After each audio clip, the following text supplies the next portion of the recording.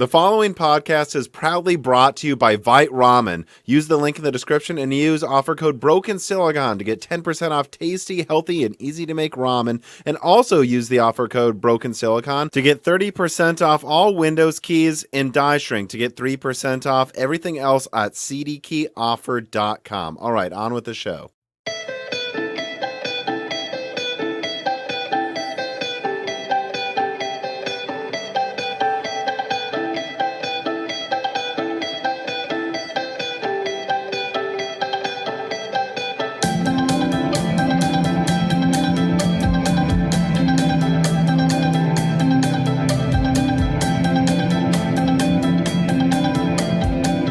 And welcome to Broken Silicon, a gaming hardware podcast. I am your host, Tom, and today has been actually quite an interesting day. We had one guest that was slotted to come in and then apparently was sick and woke up I guess at 2 p.m. and then immediately emailed me, hey, I actually just woke up. There's no way I'm well enough to do it today.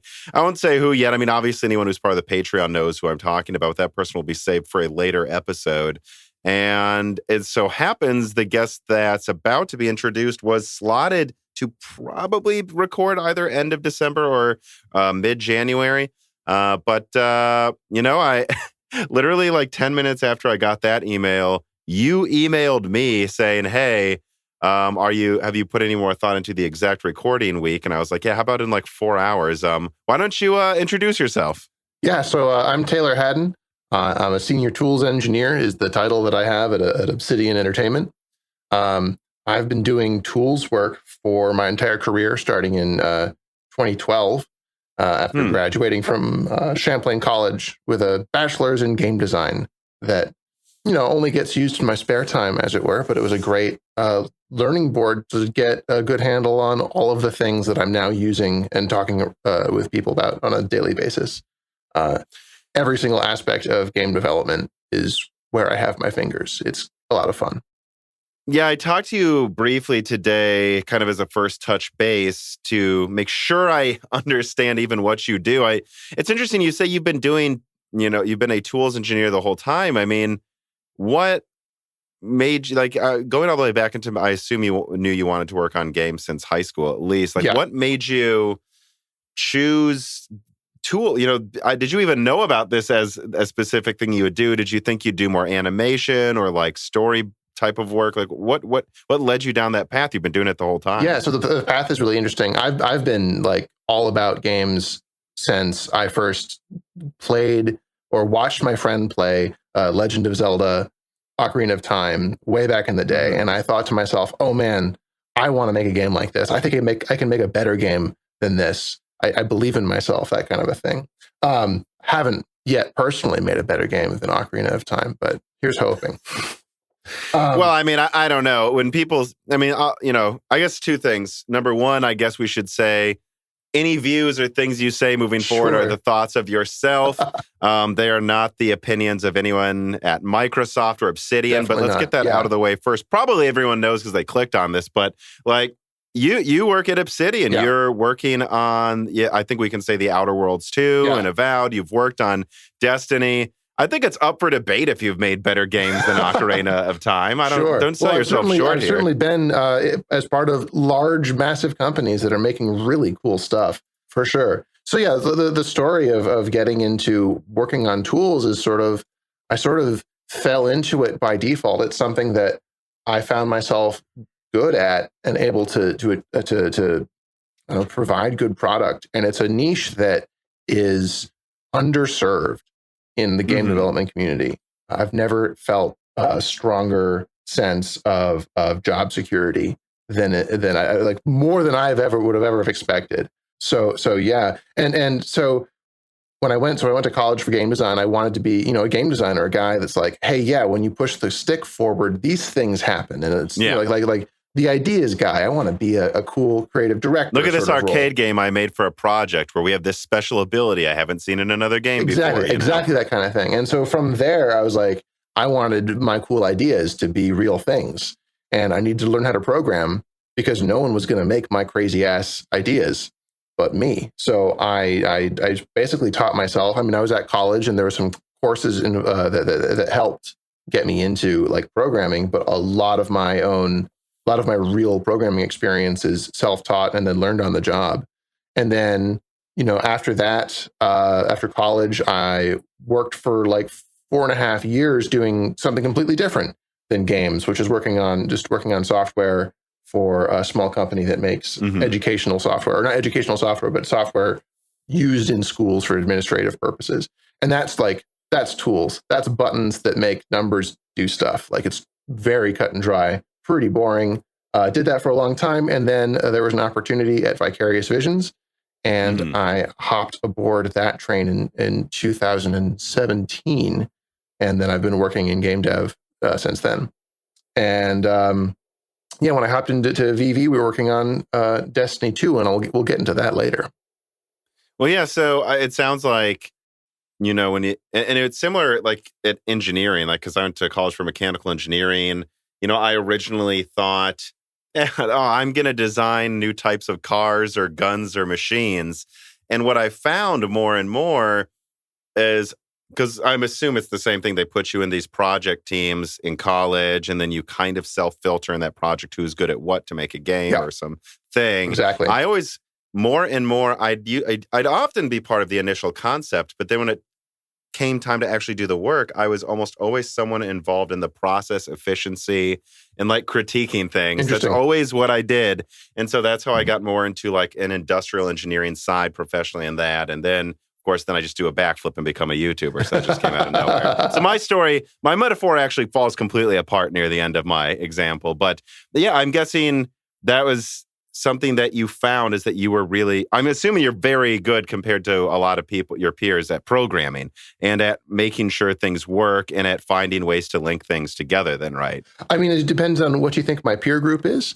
I think in college, I was certainly one of the best designers who was able to program in my program. So in that sense, yes. And now in my peer group, I'm not the smartest person in the room almost ever, and that's sort of where you want to be. You always want someone in that room that's like, that guy. There's a genius right there. And I've worked with some pretty incredible engineers that are able to just do. The thing that I find really incredible about really excellent engineers is their ability to come into a code base completely with no preconceptions, no experience in that code base, spend like a week in it, and then come out like expert level on that code. It's really incredible stuff. And then those people become just amazing resources for a company. And that's why they're paid so much. Those are the people that make the real money. Well, so what does a tools engineer actually do then? We've kind of been dancing around, I believe, directly answering the question. Like day to day, like what do you do at Obsidian? Who do you work with? What are the things in the game that you actually touch? Yeah. So I work on a dedicated tools team at Obsidian. And when I was at Vicarious Visions, it was a similar story. I worked on a dedicated tools team, and our role was pretty much our users. In our case, our users are the developers of whatever project that we're supporting, Destiny or Outer Worlds and now.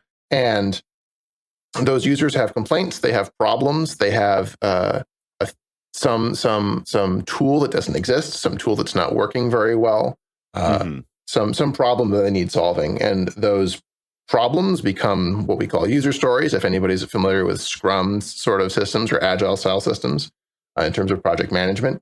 And then we sort of chew on those user stories and try and find engineering solutions to solve the problems, make software that fixes people's issues, removes human suffering from the equation as much as possible, so that people can just focus on doing awesome creative work and iterate and make something really cool.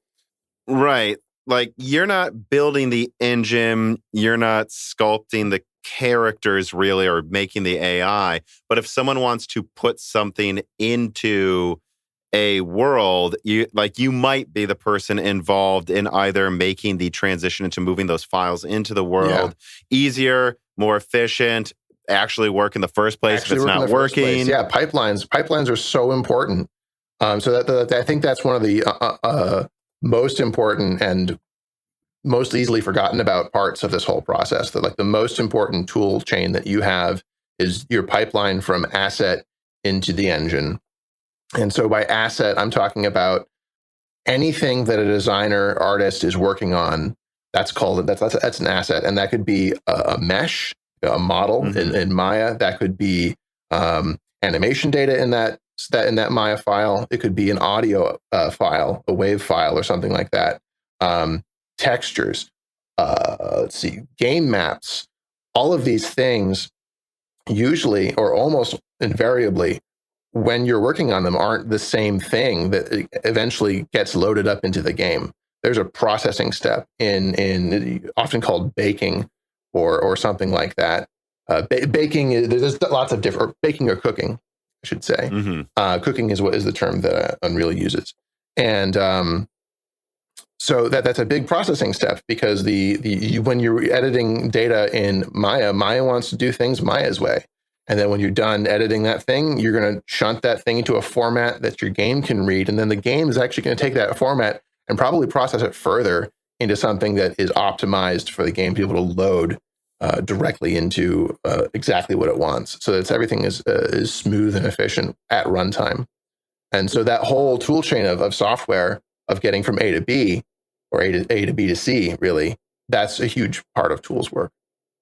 Right. And I think it's an interesting sort of role to have on as a guest, because I've had people that just make the art, or the people, a couple of visual effects people, some people that have designed maybe, I know the Ubisoft dev did a lot of things like how, not necessarily the effects per se, like the fire that appears on screen when you shoot a gun, but he like would do the modeling of how a tank's armor would change when it gets hit, and like damage modeling and that type of stuff. Like you kind of interface with all of these groups, right? Yeah. And so you can probably, I'm guessing, we'll see, I guess, right? Uniquely answer both a lot of questions about the actual development, but then also how the hardware powers it. Because I find with a lot of people I talk to, either they're only involved in the actual hardware, or most likely, actually, they actually don't care what the hardware is. They have no clue if their PC's running a 2060 or a 3090. Yeah. And they just write the code. And if it doesn't work, it's not their problem, I mean, so compartmentalization is both a problem. Like, I'm going to put that in scare quotes. It's not really a problem, but it's really common. It's necessary to make games the level that we're making games these days. It's human. I mean, how can we know everything? Nobody can do everything. Nobody can have the expertise in everything. So I'm not an expert at making a model, but I can make a model and I can rig it, and I can bring that sucker in and animate it and make it happen in the game. Because if I don't know how to do that, how am I going to help someone do that and make that process really as smooth as it possibly can be? So I'm a jack of all trades, master of just one. Well, so let me start getting into some of these questions, kind of transitioning from what you do into how games are made. Brad Medlin writes in, he says, "Hey, Tom and Taylor, how are developers creating large open world environments? Is this something they are doing by creating models themselves, just tons of models and putting them together? Do they start from a previous file? Are they out using maps created from virtual reality capturing and then modifying that usually? I'm just curious how they make these massive maps like in Destiny 2, which is something you've worked on." Yeah. So Destiny 2 was a big piece of work.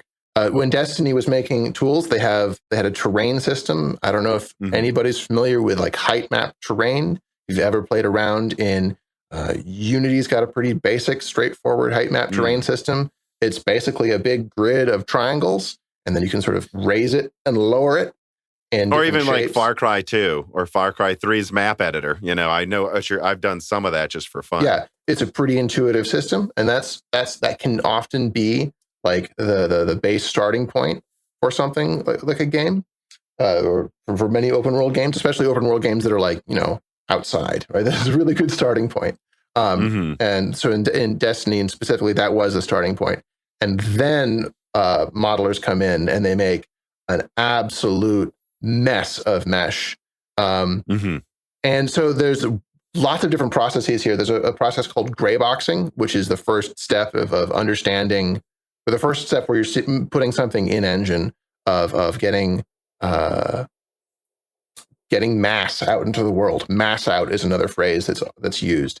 And that's sort of like, hey, a building goes here and there's a bridge over there. And instead of like making a really nice model of a bridge or a really nice model of a building, you've put a gray cube there to represent the like fact a that there's something placeholder. Like there. they'll get to that one. Exactly. And like you'll get to that one and you iterate on that. So you get all your gameplay running through with just this gray mesh, just nothing, and you're just running around and trying to make sure that your sight lines are working, that the flow through the space feels right, these sorts of things. And then once a level designer or an environment designer is feeling like they've got their space in a good place, then they're going to come in and start turning those meshes from gray mesh into actual assets that are fully modeled, fully textured, that sort of thing. And then you're going to have after that, a lighter is going to come in, put in lights everywhere so it looks good. VFX is going to come in, put different clouds or fog or water drops. And then audio's got to come in and make sure that when those water drops are dropping, they're making drip sounds, whether you have environmental sounds and stuff like that. So to make one space, it's an iterative process through lots of different departments, and that's pretty common. That's I think pretty standard in the industry now, especially at the AAA level. When I think of this, though, for single player open world games, and I'm guessing the second thing I'm going to say is especially probably true for a lot of multiplayer maps, is like how much of it is like some auteur at a desk drew the map himself and was like, this is what it should look like, and how much of it is you just kind of hit the ground running. Because, and I know this is a incredibly crude and ridiculous comparison, but I would make multiplayer maps in Far Cry 2. Half of the time I would just take a pre-made biome that would randomly generate. Like it'd randomly generate based on a seed. Here's an African desert, and I go, this looks kind of like what I want to do. I modify it from there. But then sometimes I would just start throwing together mountains and rocks and be like, I've made this interesting looking area. This would work to put a city on this hill. Sure. Like how much of it is they draw up the entire single player map ahead of time, and then it's the job of the people working to try to mimic the vision, and how much of it is let's just start making a forest, and you know what? That one cliff you made is probably good for the start of that one level, right? I think it's really like a combination of both. You totally have scenarios where like a designer builds the layout of an area.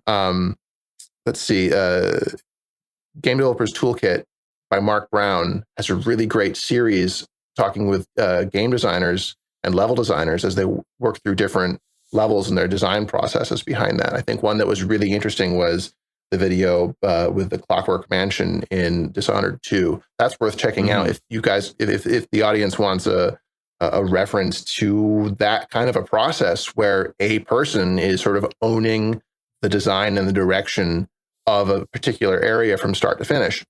And that's totally a way that stuff is made. And that's more on the auteur side of the spectrum. That's definitely not, and almost never is, someone spending a bunch of time on a piece of paper saying, this is perfect, go make this. And then that's the thing that comes out at the other end. That doesn't happen, because you're going to make that thing and be like, oh, I was wrong. This is terrible. Or, oh, there's this really cool idea. We're going to change this and tweak this. And it's a huge, iteration is just so important. That's the most important part of this process. You start in a place where it's easy to iterate. That's what gray mesh is for. Gray mesh is easy to set up, it's easy to delete, it's easy to change. And so it lets you iterate faster without having to worry about, big assets or needing to change a model that was really expensive to make. And so another piece of this that is sort of what you were talking about a little bit with Far Cry 2 is procedural generation. Houdini is becoming a really important tool, especially for world creation, where there's some videos floating around for Far Cry 5 and how they were using Houdini to do like their whole map system. The map was broken up into different cells, and for each cell you would come in and you'd pull in your height map or your height information. You'd pull in, and then you could add in layers for water propagation. You could add in layers for vegetation that an artist could paint, and then what that was doing, Houdini was like placing trees or placing grass Interesting. Artists, because that's what I'm imagining, right? A lot of these open world games, like I'm playing Far Cry 6 a lot right now. It's huge. Yeah. There's no way. I have to imagine multiple parts of that map where some level of a, not random generation, but seed generated cell. And then they went, this one fits here. This is what we want this to look like. And then they modify it from there. Is any of that going on in games like that? Or is every single hill in Far Cry 6 literally they height mapped? Nope, the hill's this tall. And then I put a tree here. So there's a difference between like so there's a difference between like random generation and like seed random generation, and then like procedurally assisted design. And I think so Far Cry 6 and Far Cry 5 is like almost definitely in the realm of like procedurally assisted design, where designers come in and be like, I want a mountain up here and I want a river to come down like this. But instead of having to place every rock and tree, every inch, you just which is a long time. Yeah, you have to get the fidelity that you want in a game these days. It's so many individual little pieces of art to really sell the environment. And instead of having to place every single asset by hand and then change it when something changes, because something's going to change, you just say, hey, this is a river. And then someone has set up a little tool that says, oh yeah, at the edges of the river, we put rocks. And when the river gets really steep, we put a waterfall. And then in areas with dense forest, we put trees. And then we have grass and fields. And then it can blend between these different layers. There's another really excellent GDC talk from the guys that did Horizon, talking about some of this procedural stuff that they were doing at runtime on GPU using compute, which is really cool, where they can just at runtime, their tools were built in game because that was the fastest way to do things, where they can say, hey, let's paint this area to be grassy. And now it's grassy. And then they can do like whole biome swaps in a single frame. It's really cool stuff. Well, so let me start transitioning into this then. I mean, skipping ahead in the script we have here towards more game engine talk. Yeah. Gontus Peglis writes, and he says, hello, Tom, and hello, Taylor. I have only a vague idea of what a game engine does. With that said, I'm very interested in finding out what makes the game engines tick. How much can the limitations of an engine mold the final product? For example, I'm quite confused as to why the GTA trilogy was moved over to the Unreal Engine when the modding community proved just how much could be squeezed out of the original engine. Was this choice made because the third-party studio perhaps was familiar with UE from developing mobile games or something? And I hear this a lot. Like I've heard this infamously brought up a bazillion times about what Mass Effect Andromeda, that they wish it didn't use Frostbite and that limited it, which is always a weird thing I see when I see them complain about that. But then I see some maps in Battlefield or other games where I'm like, well, it seemed to work really well in that game. Why didn't it work? Is it because they weren't familiar with using Frostbite? Or like, how much can you speak to how much, like a game engine molds things? And just again, what is a game engine? Sure. So a game engine at its most basic level, I'd say, is you have a whole bunch of entities. Is usually the entities or game objects is a common term. Actors is the term that Unreal uses. And you've got things that move around and things that don't move around maybe, and they look like something and they sound like something and they do stuff.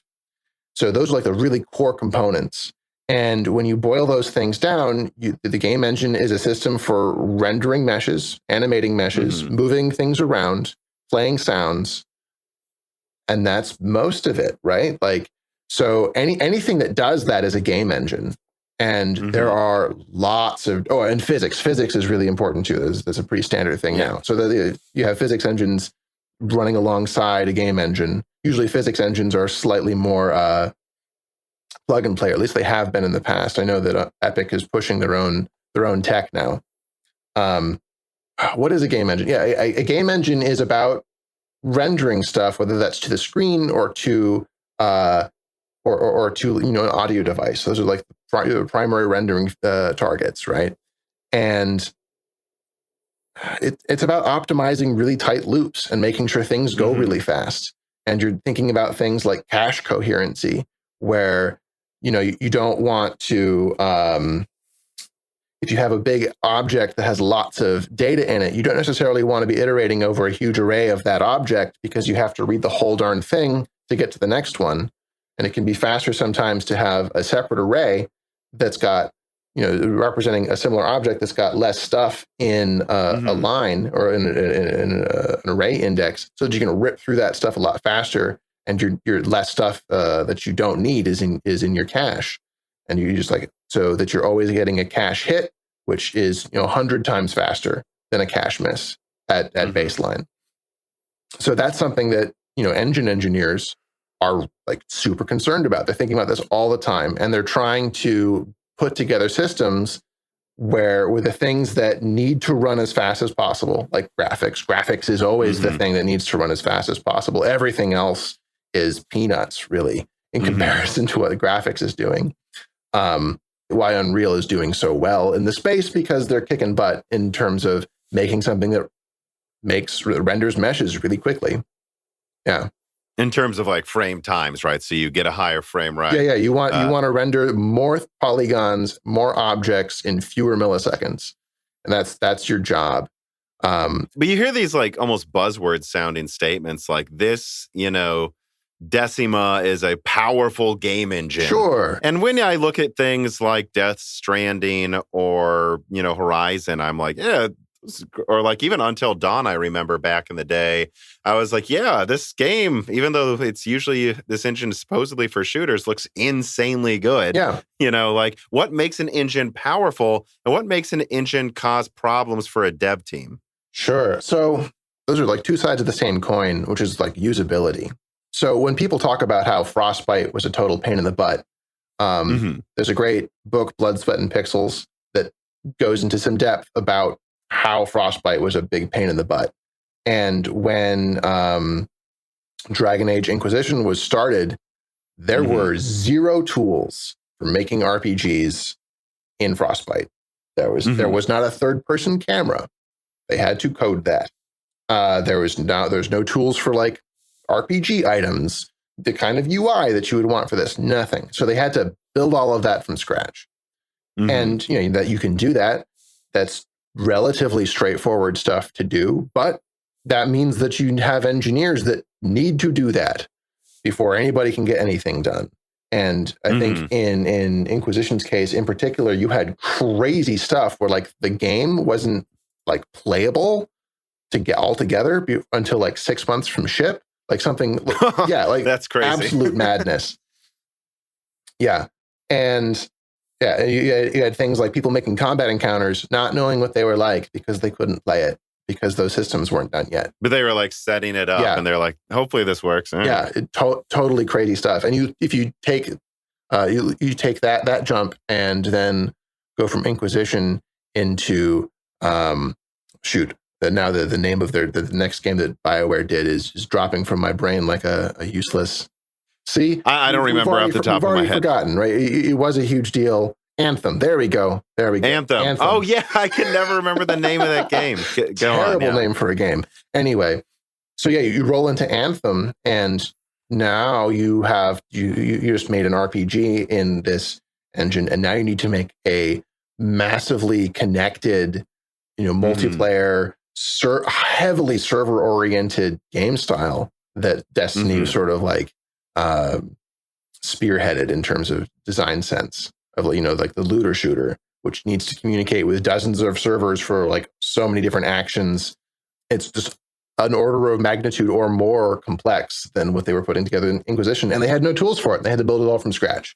And so so it's not really that Frostbite, because I and maybe this is just coming from them trying to explain the problems they have, but they'll say statements like Frostbite was not really made for games like this. Well, no, it can make any of these games. It's just, it wasn't plug and play for an RPG. It's meant, they're using it for battlefields. They don't need any of these other tools. Totally. And that's usually what the issue is, then it sounds like. Yeah, I think there's when people think of engines, the creation kit, the stuff that Bethesda does, people always get upset with them for still using the same engine, quote unquote, right? When in reality, it's a code base that's been evolving for decades, right?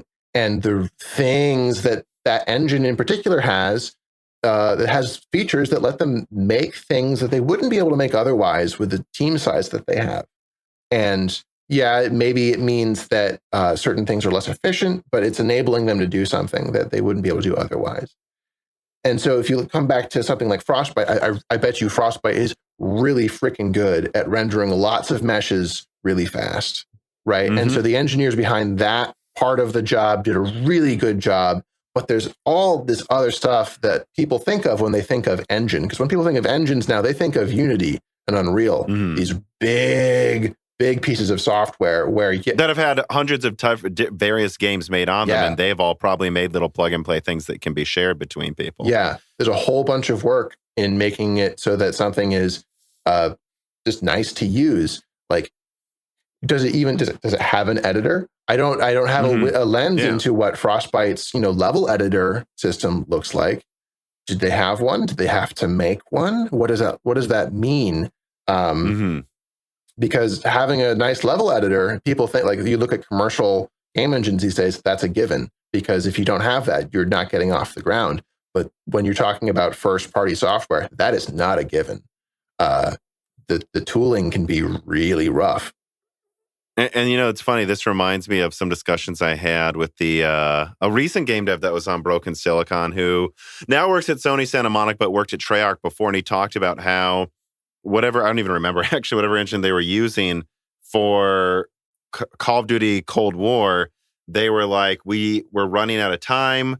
We needed to have a scene with some Jeeps in it. And it was very easy because we could go to the Modern Warfare people at Infinity Ward, and they're like, oh, we got Jeep physics, and they just came in and basically plugged it right in for one of the levels. And that saved them so much months of work. Yeah. Not needing to build the Jeep engine themselves. Absolutely. And something like, if it's a good driving model, that can take months of a dedicated engineer or engineer's effort to make that work well.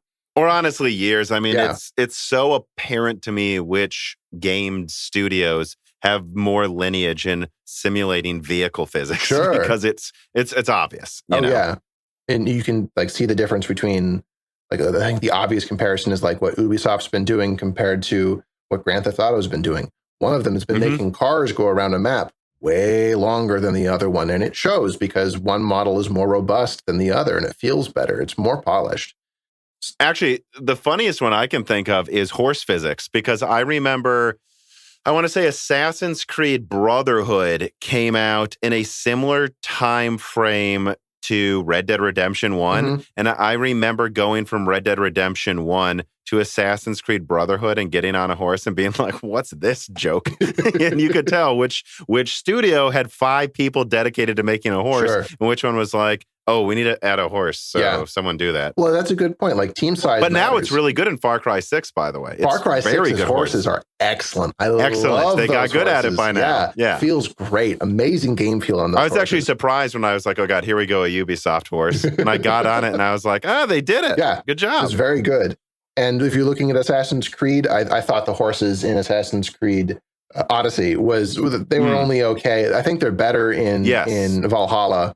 But I have some controversial thoughts on which one of the modern trilogy is the best. So, yeah, actually, I do too. There's a lot of Assassin's Creeds that I think were sold short. But let me not turn this into just a discussion about somehow Ubisoft games with a, dev at Obsidian. AC666 writes in and he says, hello, is there any chance you could speak about Destiny 2? Specifically, I played through the free portion of the game myself and have seen many stories regarding how the game engine caused severe development issues and taking forever to load maps for editing. Was any of this true? And how have you had to deal with developing game dev tools that not only deliver high quality, but also ease of use? Thank you. Yeah, that was true. There was that article that came out, and it was talking about stuff like, oh yeah, this takes 8 hours to load, 16 hours to load. By the time I got there, it was better.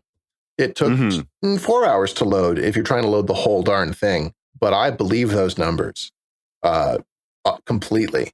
And it was a huge problem. That Destiny is a franchise that was built on getting a ass load, like a huge number of artists and designers, and just sort of crunching human suffering to make a product. And not through crunch. They were actually the first Destiny, right? Both of them. The tools were better for Destiny 2, but the process was still really rough. It was based around getting a lot of people to do work because it took a lot of man hours to get something that could be done a lot faster in a different environment for lots of reasons. I think the tools were a big part of it.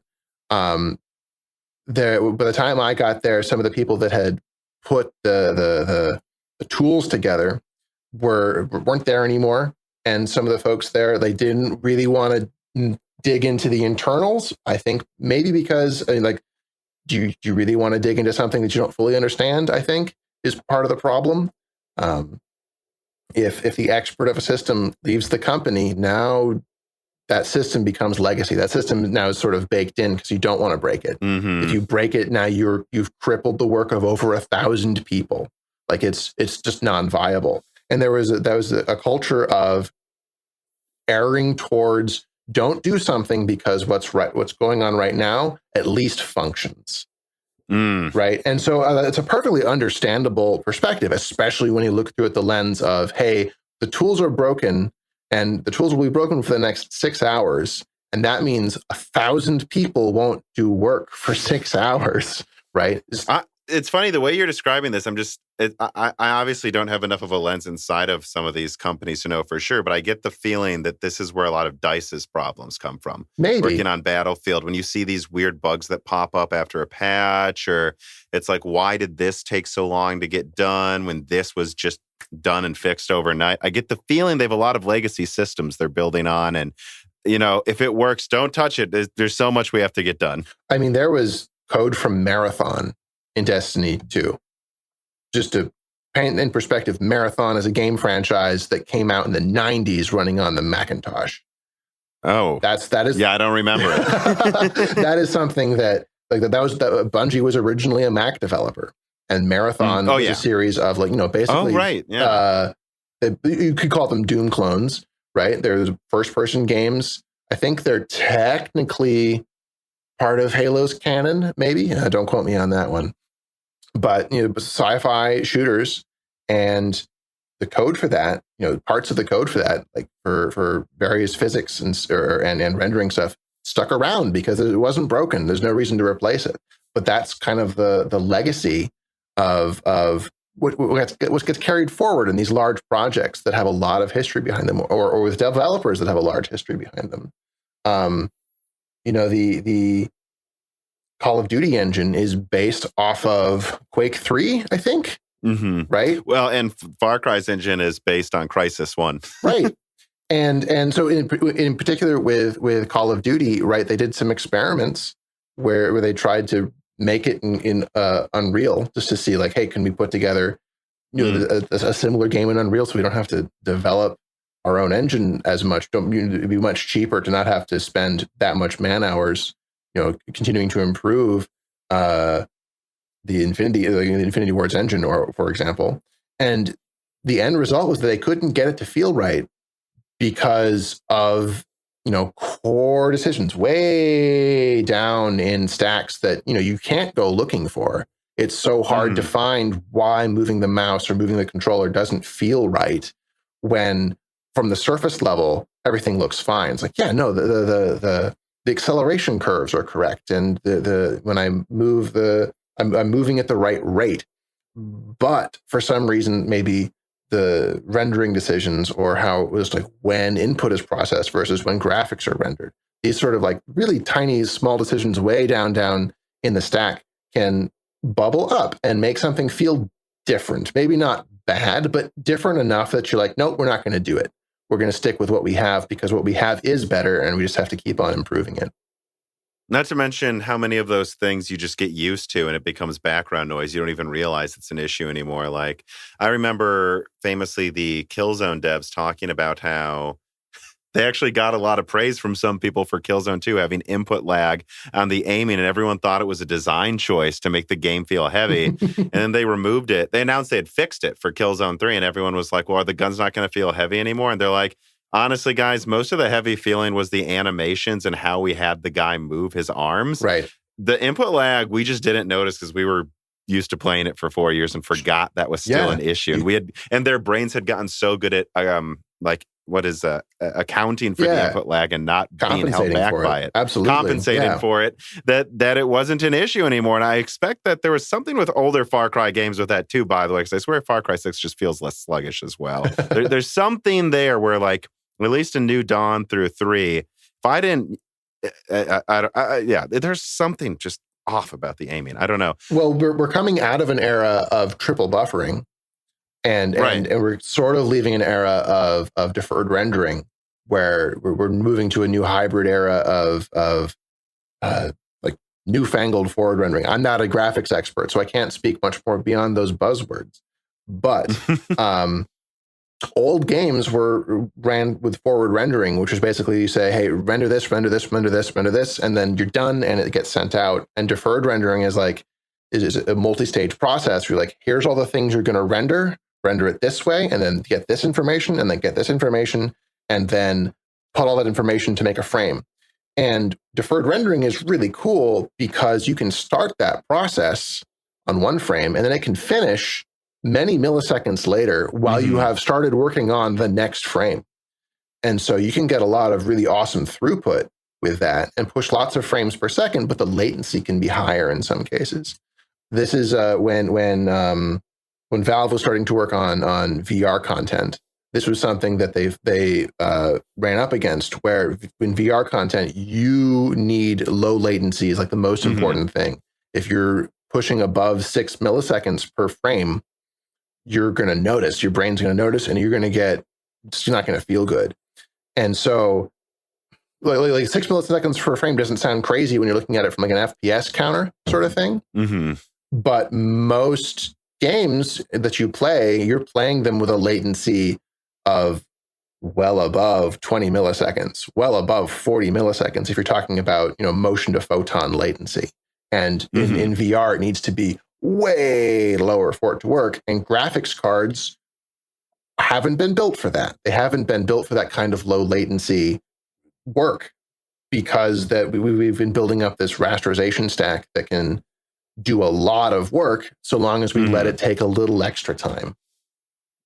Yeah, and that's why it's so different too. And I think you're starting to see that with a lot of different video card architectures competing with each other, where you see AMD is pulling ahead a lot if it's at a lower resolution because they have infinity cache and, like they have higher clock speeds. These are all things that lead to being able to push out a less complex frame real quickly and get to the next one. Whereas NVIDIA just has tens of thousands of shaders, and it's like, it doesn't really get bogged down as easily, but they've found in a lot of CPU tests, when you're like trying to benchmark the fastest CPU, they kind of have to use Radeon cards right now at some channels, or like Hardware Unboxed has made this decision often, because otherwise there are games where you're just not getting above like 120 with this NVIDIA card, even if it can do double the resolution at the same frame rate or something. Yeah.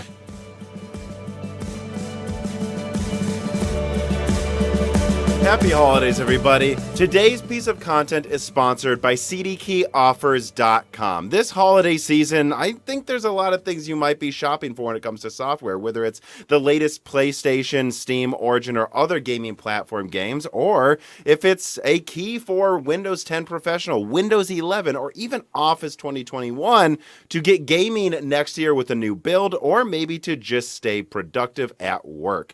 No matter what you need, whether it's for work or play, CDK Offers has you covered for a reasonable price. And in fact, you can save even more money than what you're seeing on screen if you use these offer codes that help Moore's Law is that if you use them. Broken Silicon gets you 30% off Windows keys, and Die Shrink gets you 3% off everything on the website, including games. So whether you're looking for a piece of software to occupy your leisure time over this holiday season, or you're looking for a reasonably priced Microsoft software, which usually, let's be honest, they're just not, go to cdkeyoffers.com today, use the link in the description, and, well, have a good holiday season where you don't overspend, thanks to cdkeyoffers.com. So actually, that does transition here. Chris C. writes in, thank you for your time. I bought a new PC recently, and I'm starting to wonder when games will make the most of my new hardware. is, in quotes, optimization, a trade-off between coding to get the most out of mainstream mid-range hardware like a GTX 1060 versus coding for the latest and greatest RTX 3090 and 6900 XT? You're like, what? How much can you speak to what goes into optimizing? Is it a lowest common denominator much of the time, or is it something else? So there is a lowest common denominator aspect to this. I'd say right now it's PC is the lowest common denominator, not because there aren't amazing PC parts, but because nobody has those amazing PC parts. So you're looking and saying, what is our target min spec for this game? And you say, okay, it's the 1060 is actually a pretty reasonable target, right?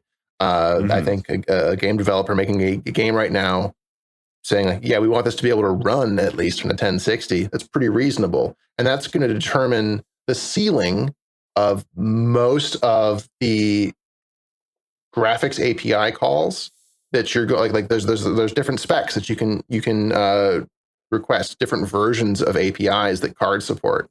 And APIs are getting better at being able to like do plug and play. You'll see games with like, DirectX 11, 12, and Vulkan as options. But those higher end targets then become like optional add-ons to your spec. So when you're looking at something like ray tracing, right, that's being treated right now as a sweetener because most of your audience does not have a card that can do ray tracing or doesn't have a card that does ray tracing well. So there's no point in it being there for that min spec machine. You're not going to target for it. There's no point in optimizing, I guess, the art style, Bingo. nor any of the base level graphics around efficiently using ray tracing. Exactly. That's a huge piece of it because you want the game to look like the game you've made or very close to it, no matter the settings. And that's going to affect technical decisions you use to implement or whether or not to implement various features. And if we move into a future many years from now, well, I don't know about many, but years from now, where you look at the min specs, like, yes, that can run, that's got ray tracing hardware and we can use ray tracing in it. We're going to see games that look different on a fundamental level than games that are coming out now. Games that are coming out now, they look great. They look amazing. And when it's hard to complain. It's hard to complain. And when you have the ray tracing turning on and you can see the reflection of things in puddles and cars and glass, and it looks really cool, that's going to be, it looks great, but it's not going to be done at the most efficient way possible because it still needs to look reasonably good when all those things are off. And so you're going to have competing processes that, like, you're doing screen space reflections almost all the time still, because doing RTX reflections on all surfaces is completely unviable. It's not going to work. And screen space can get you most of the way there for a lot of diffuse materials. So, or low specular materials, because you don't need a mirror finish and you're not going to really notice what ray tracing can give you for reflections unless it's a mirror finish, like it's like a puddle. Right. And, a funny example I'll bring up is Resident Evil 8 famously has ray tracing, even in the Xbox Series and PlayStation 5 version. And I remember this one scene where, I think her name's Dimitrescu, is talking in a phone in front of a mirror. It's like, it was in a trailer, as a famous scene where she's like talking about a ritual and you're like hiding outside, looking in a window and listening to this crazy thing she's saying.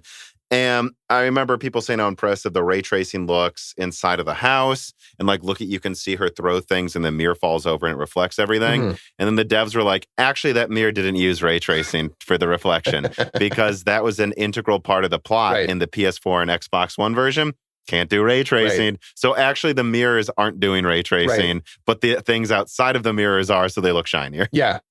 And you're not going to see those kinds of technical decisions. You're not going to see the same kinds of like cinematographic decisions to like look at reflections, focus on reflections as part of the shot. That's something you see all the time in movies because they can abuse how light works in real life.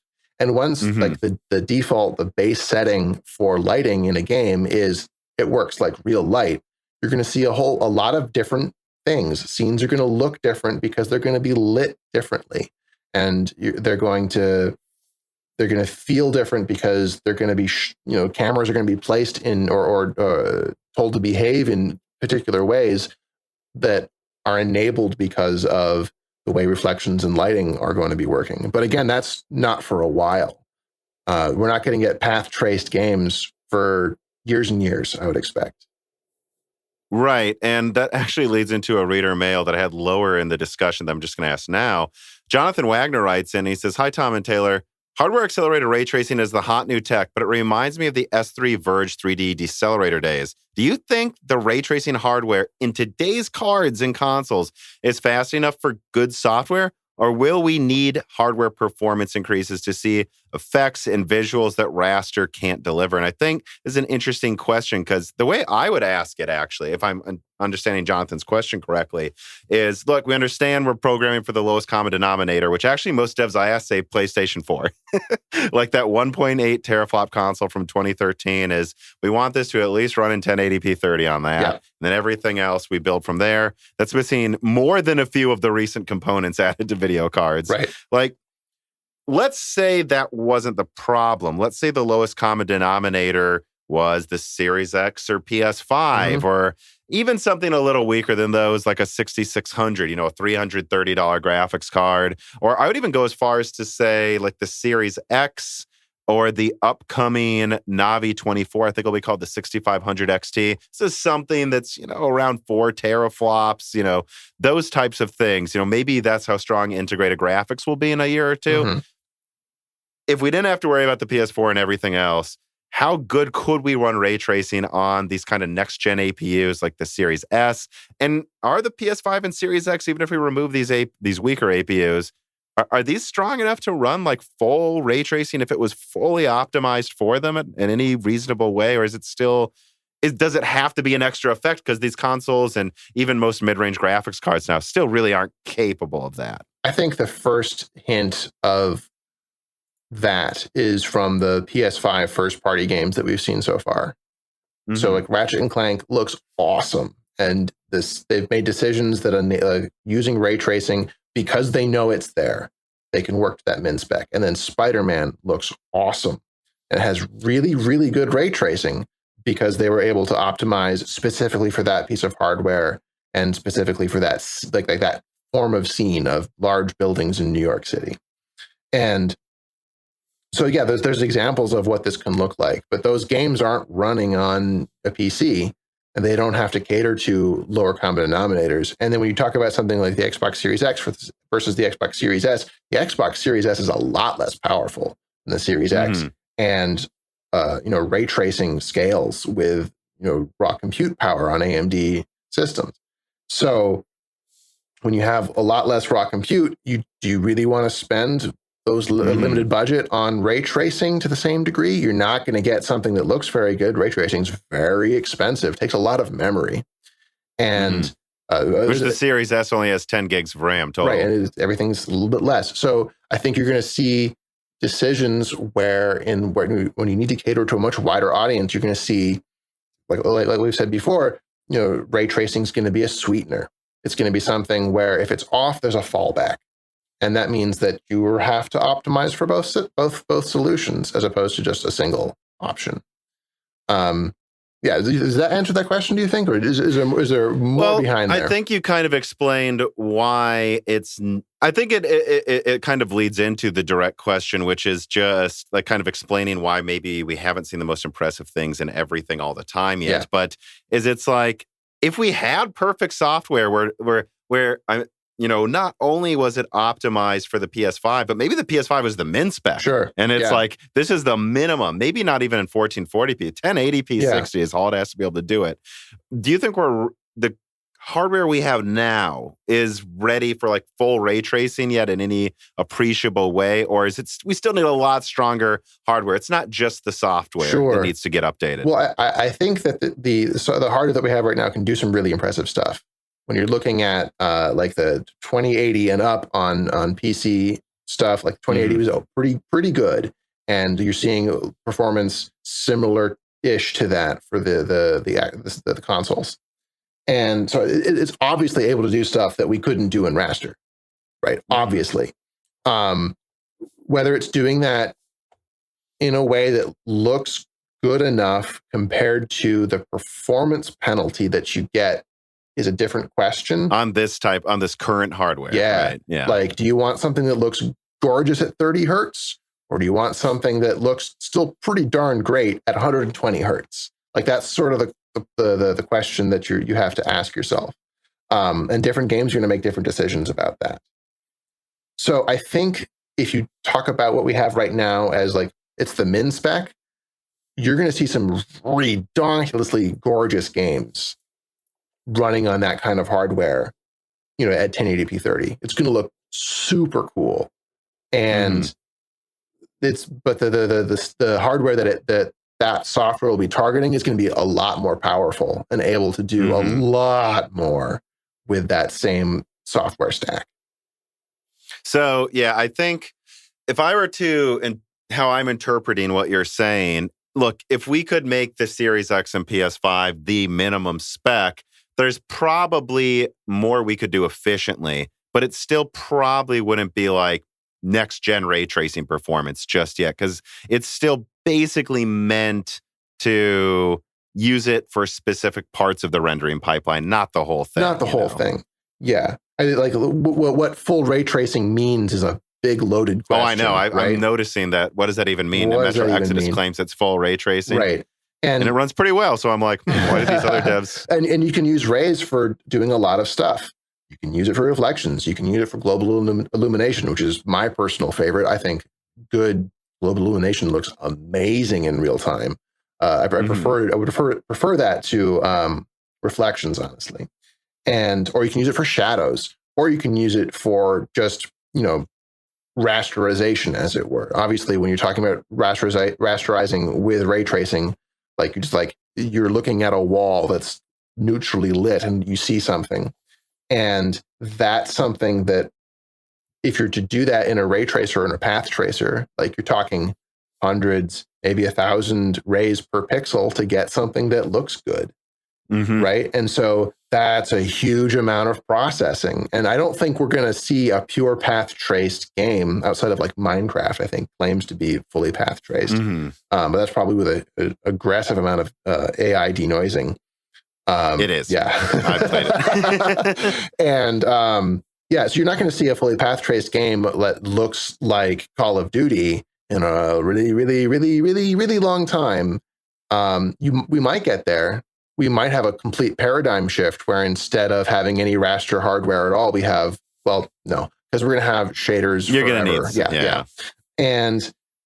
But like the ray tracing hardware could get to the point where it makes sense to path trace something. Why not just turn it on? It looks amazing. And if you get to the point where it looks amazing and it can run at a reasonable resolution, at a reasonable frame rate, which, I mean, the resolutions we're at right now, gosh, guys, why do you need more than 1440p at a 27-inch screen? It's plenty. More than that is just more than necessary. Looking at a 4K television, from a reasonable sitting distance for the size of your panel, there's more pixels than your eyes can resolve. There's no reason to get a better panel.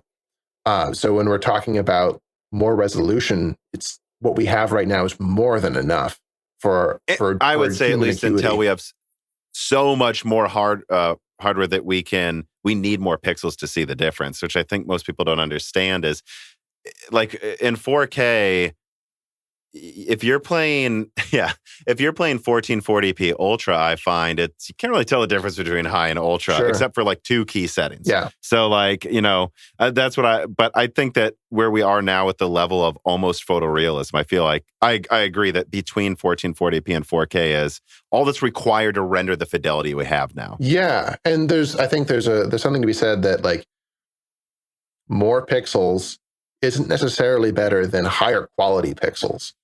And there's a threshold for that, right? No one wants to play a 720p game with beautiful pixels because all you're going to see are those big chunky pixels.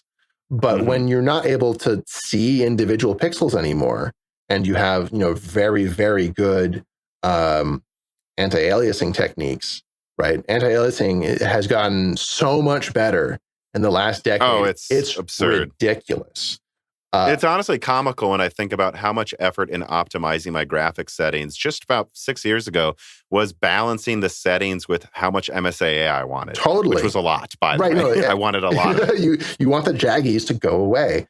And now with, temporal anti-aliasing has issues. Certainly, it's got artifacts.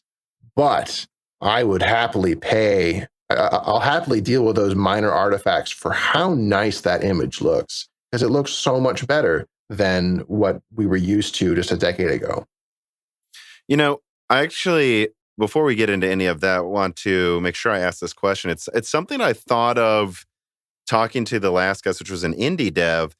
We just talked about how raster is probably always going to be there, and pre-baked lighting, if you can afford to do it, just looks the best and uses the least amount of performance. Like, do you think that because right now ray tracing is like, oh, this AAA game is ray tracing. Look at this budget. We can afford to put it in.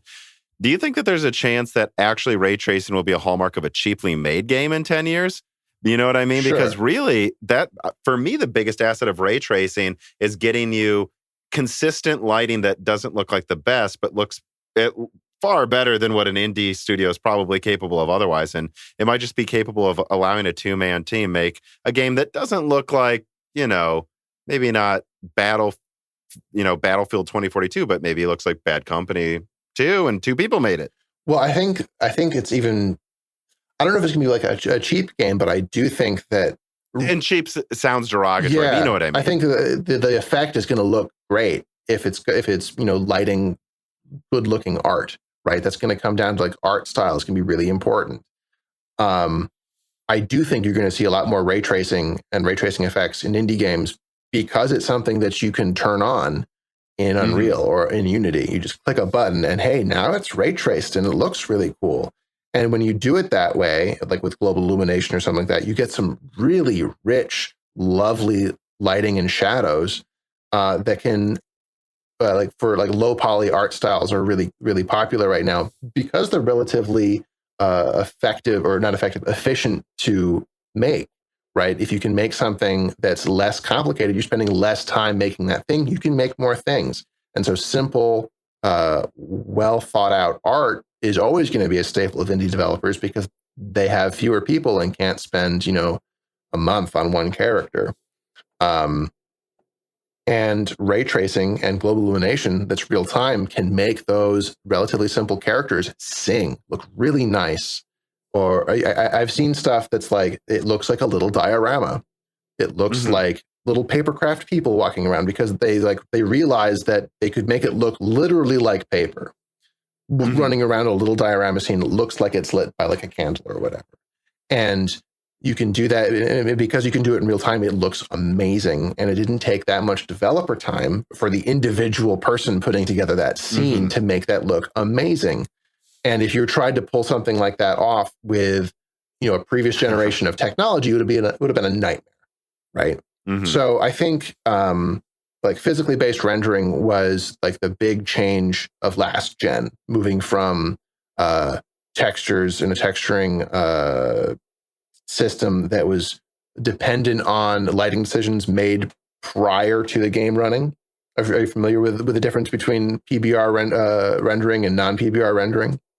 No, not the top of my head. It's a little complicated, but basically, like prior to physically based rendering, things like ambient light or shadows or ambient occlusion were often baked right down into diffuse textures applied to models. Oh, no, yeah, I understand that. Yeah. That's what they would do, and that's why there would be games, if they're really old and you move something around in a way they didn't expect you to, the shadows just moved around the room for no reason. And that's like the shadow maps. Shadow maps are a whole nother layer to this, but there's stuff that you do now. There's things called ambient occlusion maps occlusion maps that are applied to a model. So if you have like layers of fabric in a model that are overlapping each other, your occlusion layer will have more dark pixels on its little texture where that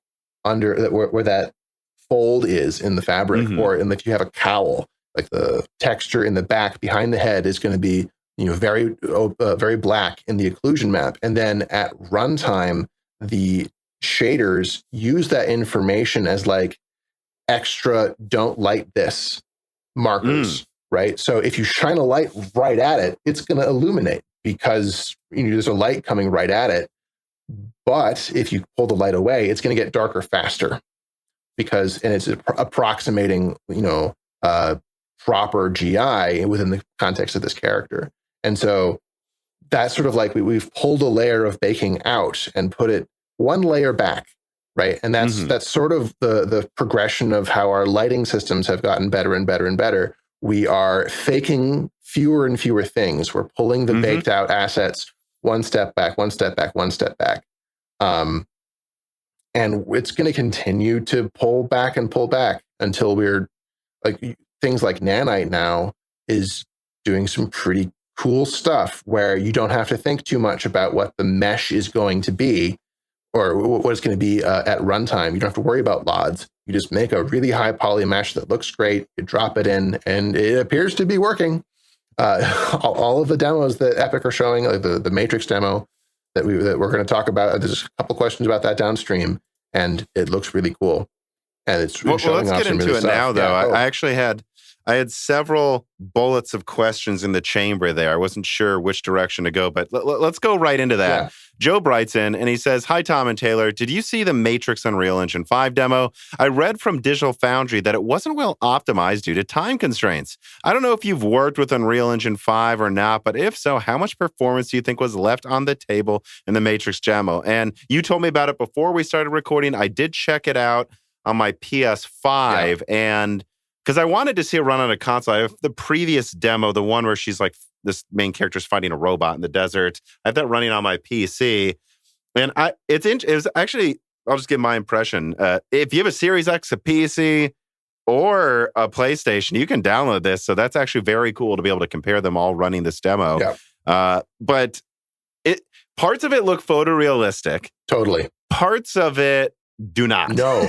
Which is weird, but it's odd. It was kind of impressive. And I will say the part where they let you walk around after the demo's over and like fly around the city, I feel like there's a ton of motion blur hiding things moving in the distance. Maybe. I mean, so there's temporal super sampling happening in that stack, right? That was part of that thing. So that might be sort of part of that. There's some temporal wizardry going on in the distance to make things less pixelated.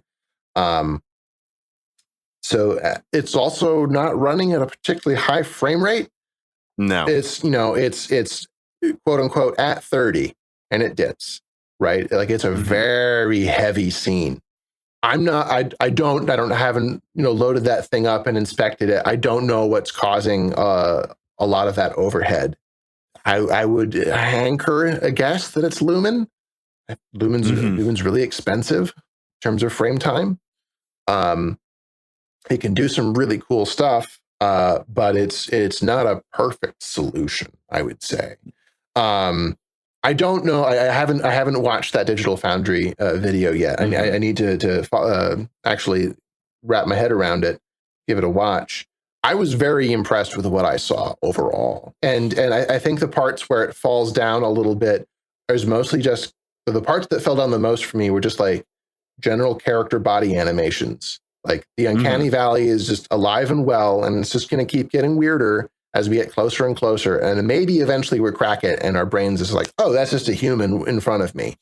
And there were definitely some moments in like that pre-roll going into the demo where you're looking at Keanu Reeves, and you're like, oh, I think that actually might be CG Keanu right now. And you're not That's sure. The part that actually impressed me the most was when they overlaid Keanu Reeves' young face over his current face that obviously he's aged, so they could show him when he was younger talking. That actually for me was the most impressive part. I was like, whoa, that completely changes what Hollywood can do. Absolutely. Which, let's be clear, this was mostly an ad for, I think that I'm going to be honest, my thoughts about the Unreal Engine 5 Matrix demo is what a brilliant marketing technique by Unreal to make everyone not just look at the Matrix, like cross-marketing, but also just tell but Hollywood studios, hey, use our demo use our engine to make your movies. 'Cause Totally. look what we're doing. Yeah. And they threw this into the Job's question about Digital Foundry saying that there's time constraints. Look, if they made this quickly, which it sounds like they just threw it together because of a marketing deal, that actually impresses me more that it looked this good. Yeah. And I think that's their point, actually, is imagine what you could do if you took a few months to work on this, guys. Totally. We'd put this together in a week or two. Yeah, I thought that the facial capture and performance was better than what we saw in like the Star Wars movies that we've seen, and like and in The Mandalorian. Oh, yeah. Like for sure, like looked great. It helps that you're looking at, Trinity, who doesn't emote and was wearing sunglasses, That's right? true. It helps a lot. That's a very good point. Yeah. So they didn't have it wasn't a very challenging facial capture to render, but it really did look very good. I think the full body animation is still the weak point in the technology stack that we have right now. Yeah. I thought like when they have that pre-roll scene where Trinity's like walking around and you can like, you just like the fact that it's not a real body screams at you because it's so obvious. And the part that's even stranger is that it's a fake head on the fake body, but the fake head looks way better. So it looks even stranger. Yeah. Yeah, there are so many things in game development now where it's starting to become, a victim of its own success at making certain aspects better. Like for me, during the 360 and PS3 gen, the biggest one was fire. You had these 3D, almost human-looking people, and then a fire would pop up, and you'd be like, "Whoa, that looks like a PS2 fire compared to that model over there."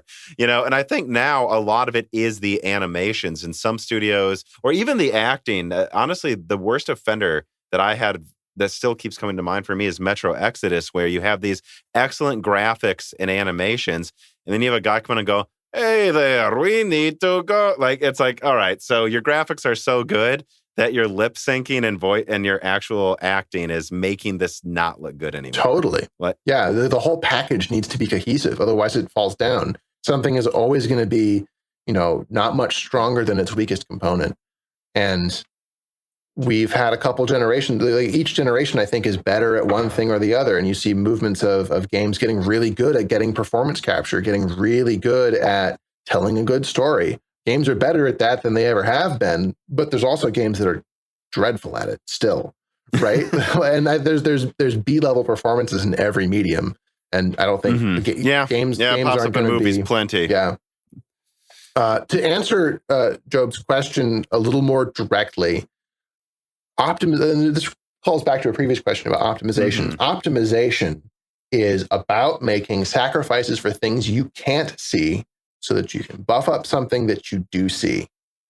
That's the fundamental thing. Nothing is free. There's generally no magic. Sometimes someone did something silly and you can change a bit of code and things run faster. That totally exists. That's not always something that's happening. Sometimes, more often, it's something in an art asset. Like sometimes you have a subcontractor that was asked to make a brick wall, and they return a brick wall with 2 million polys in it. And you're like, okay, well, I wanted to instance that wall 1,000 times in this city. That's not going to work. We need to like this. This mesh is non-viable. We need something else. And sometimes that's a scenario where that asset's gone through a pipeline and it's shown up in the game, and now the game's running very poorly, and you need to figure out why.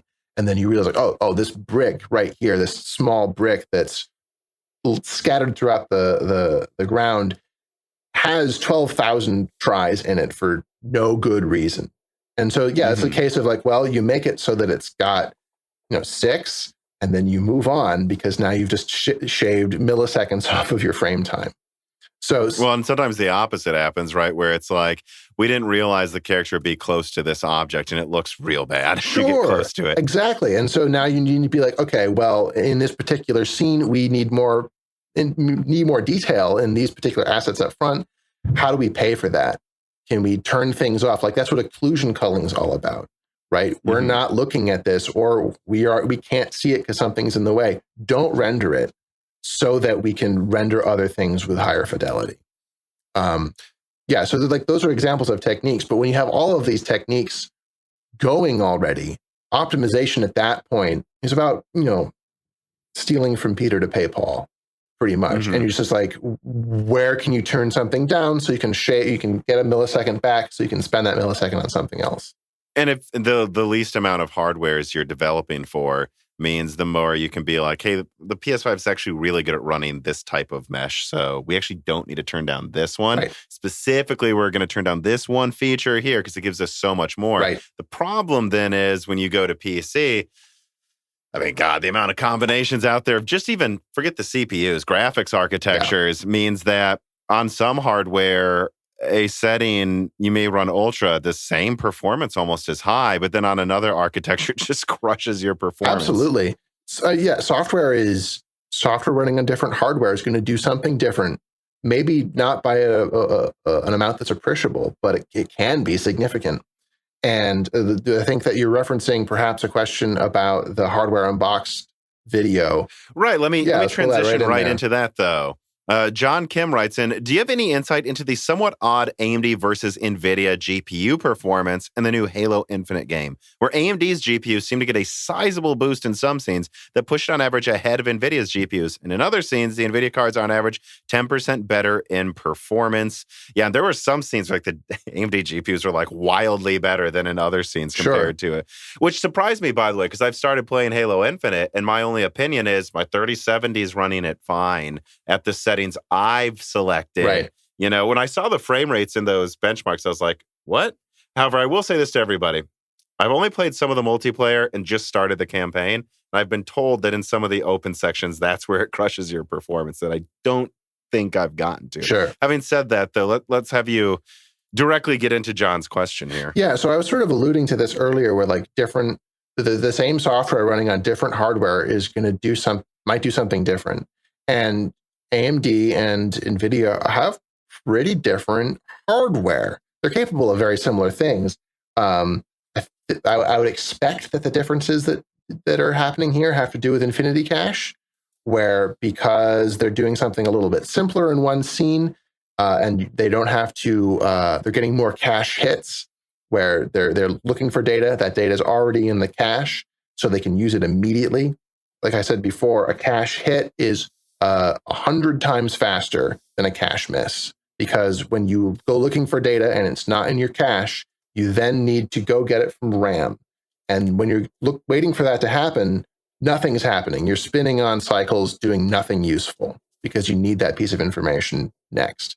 And so when you have a lot more cache, you have a lot more cache hits. And when you aren't needing to pull in lots and lots and lots of different pieces of texture data, for example, you can probably render something really quickly in those sorts of scenes, where in more complex scenes where you have a lot more materials, a lot more different types of shaders, maybe more things like transparency is also, it can be a huge killer of performance because alpha testing is really expensive.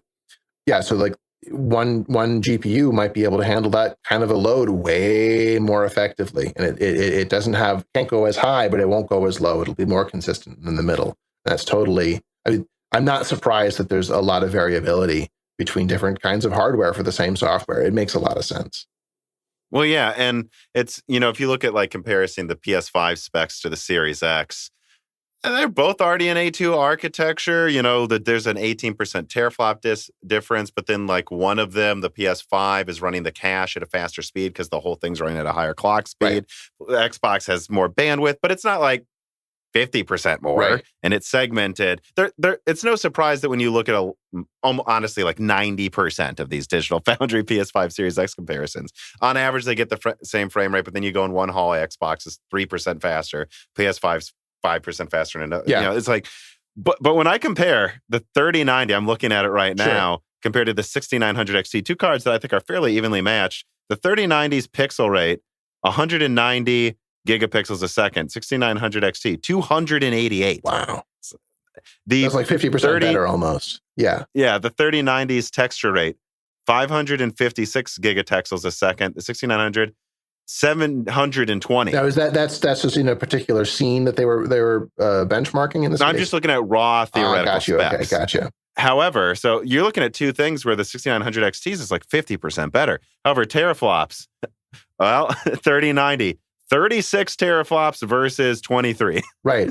So I mean, and it has like almost double the bandwidth for the 3090 as well. But technically, the Infinity cache, I believe, can get above a terabyte a second of bandwidth for just that amount of the cache. Right. So, like, people were talking about teraflops, back when the PS4 and the new Xbox was coming. I was like, oh, we have so many more teraflops. It's going to be amazing. But teraflops doesn't translate directly into gaming performance because you're not just doing the same thing. You're not mining Ethereum in games. Exactly. That's how I explain it. I'm like, it's really good if you're mining Ethereum on these consoles, but otherwise it's just one aspect of the performance. Totally. And like the software that's running on these cards in the form of shaders is getting really robust. It's getting very complicated. It's a lot more than just, how many floats can you multiply, and that scales perfectly across every workload. No, like workloads change from game to game. Workloads change from scene to scene. And if you load balance for one particular architecture in a different architecture, it might not work as well. Because, we brought this up previously. Different kinds of architecture have made different decisions about, pixel fill rates or whatever, targeting what they think is correct, targeting what they think is going to be something that gives good performance generally. And sometimes a game comes along and does something weird that the hardware developers didn't anticipate or didn't expect, weren't accounting for. And so they're demanding more from the hardware, and the hardware is like, I can't do it that fast. Sorry. Well, and I haven't noticed the issue, I suspect, because this game on PC has really, really good dynamic resolution implementation. And some games, by the way, an example of a game that has horrible implementation, Battlefield 2042. That dynamic res is so... It might as well be this runs your game in 720p. I don't know what it's trying to do. And it's so bizarre because on console it works fine. I don't know why. But I'm constantly just confused by why dynamic res on PC doesn't seem to be more of a standard. So much performance is wasted. Like the way I think my Halo graphics settings on PC Infinite are like, I don't know. I have it in 4K, and I think I've set it to dynamic scale between 110 and 118 hertz, and I'm mostly high ultra settings. And then I can't tell. It looks sharp to me, and it's always above 110. Right. So, like, why don't more PC games do this? And that was and I basically just skipped over, but that was a question wrote in and asked. Why do you think we don't see this consistent implementation of dynamic res on PC when basically all console games do it now? And by the way, to go back to our earlier thing about resolution, I don't think the argument matters anymore if you have dynamic res. It's at whatever it can do at the time. Right. It's whatever it can do at the time. And if you have good enough temporal reconstruction techniques to fill in the gaps, you can get some pretty impressive image quality out of resolution that's going up and down pretty aggressively. That's a good question. I think a portion of it is that these dynamic res systems are probably one of the things that is tuned pretty closely for a piece of hardware. And so they're coming in and saying, okay, so we know our max and min, and then we say we want to fit everything in this narrow band for the PS4, for example. And they go and make sure that everything fits in that narrow band. But again, and then hardware is really different in different places, so it's hard to ensure that the narrow band is working. I think because a lot of that's an algorithm, so it's trying to predict and do things correctly. And it maybe for my Ampere graphics card, Battlefield, it works fine on the consoles because those are RDNA 2, and it's just having a hard time calculating the right resolution to not lose frame rate for me. Maybe. I don't have a good lens. I can't answer this question, directly from my own knowledge. So this is largely speculation. I have a little bit of experience just playing with dynamic resolution systems. The first time I played with it was in Dishonored 2, which did an absolute piss poor job at delivering dynamic res on PC because it just went straight in the toilet and stayed there while running horribly. So like Battlefield, yeah. And I was running on a lower spec. I think I was running on a 980. Right. So the 980 was struggling a little bit probably with the settings I'd chosen, and that game came out pretty rough for Dishonored 2. But generally what a dynamic resolution system is doing behind the scenes, if I if what Valve is doing in VR carries to what consoles do, I'm going to assume that it does because it makes sense. What's happening is that you're never going all out and trying to use 100% of your GPU's resources because you're trying to aim for like 95%. If you're at 95%, you're probably at the right resolution, quote unquote. And if you start trending down towards 80%, then you can probably get more resolution. And so the next frame is like you go one tick up, right? And so you're running it at higher res. And then if you get something was like, okay, we just rendered something at 99% utilization, then you start dropping aggressively to lower resolutions. It's like hoping that you make frame time in the next frame so that you don't get a hitch, right? Because you're trying to make sure your frame pacing is really good. And so that means by necessity, you're leaving performance on the table because you're not running all out all the time because you need to have that headroom for ticking upwards so that you know to drop your resolution down. Well, and I think a large part of good management is deciding what min-maxing. If there's always going to be bugs, it's knowing what content to focus on and what bugs to focus on well. And this was a main thing I wanted to discuss with you because I expect that you're someone that could really speak to this quite a bit. So I want to compare and contrast just a little bit Battlefield 2042's state to Halo Infinite, because now that I've played both a decent amount, I can't help but notice that I see it, and I'll throw Call of Duty in there as well, which I haven't played the latest Call of Duty, but I'm noticing just a lot of criticism and issues with every shooter that's come out this fall. Yep. And there's honestly a part of me that wonders, is this, most of the development for games that came out last year was done outside of the pandemic. And I'm wondering if this is just the fall where we go, everything has problems because of COVID. And unfortunately, but some games seem to have handled it better. Like, for example, it to me appears clear when you play Battlefield 2042 that they really were intending to have a campaign. There's like an opening 5-minute cinematic explaining the universe and almost main characters introduced. And they're like, all right, go play multiplayer. I'm like, they clearly meant to have a campaign and they cut that. That was the decision made at some point because they knew they wouldn't get it done in time. And you look at Halo, they cut the co-op. And you can tell they cut co-op somewhat last minute, because when you load into single player, I don't remember what the phrasing is, but it's literally like all players ready to start. All players is a single player only game. Right. But it feels like to me, Infinite made the better decisions because they're like, hey, we're going to have a few maps that work well. It's going to be polished. We're going to cut co-op that'll come out later. Whereas Battlefield tried to have 13 maps, a bunch of stuff, and it just didn't pan out at launch. Yeah. I don't know how much you can speak to like the decisions made between this and like stuff you've had to do and just kind of your thoughts on how effective the games that have come out this fall may have been by COVID. Yeah, so that's a pretty interesting topic. So let's start with some terminology. So the process that when you're trying to close a game out and you're trying to fix bugs, those bugs go through what's called a triage process, where a team of the lead engineers, the lead QA people leading the project, look at every bug that's coming in from the QA team, and they say, okay, what's this? How important is this bug? Does it go to the top of the list? Does it go to the middle of the list? Are we going to fix it at all? Are we going to fix it in a patch later? Or we just don't care? So you're looking at every bug from that lens. When I say that triage occurs in a room, triage probably doesn't occur in a room anymore. Triage occurs on a Zoom call. And that's pretty awful. And then when you're talking to a QA team, your QA team probably isn't in a room together anymore either. They're on Zoom once a day, and then they're trying to work independently. It's the same thing with your development team. And I think a lot of people have enjoyed working from home. Working from home can be really awesome for a certain kind of developer. It's been really awesome for me. I have a really great home office that I've been able to set up and appoint really well. I'm really comfortable in it. I don't mind spending all day in it. Other people are working on their dining room tables.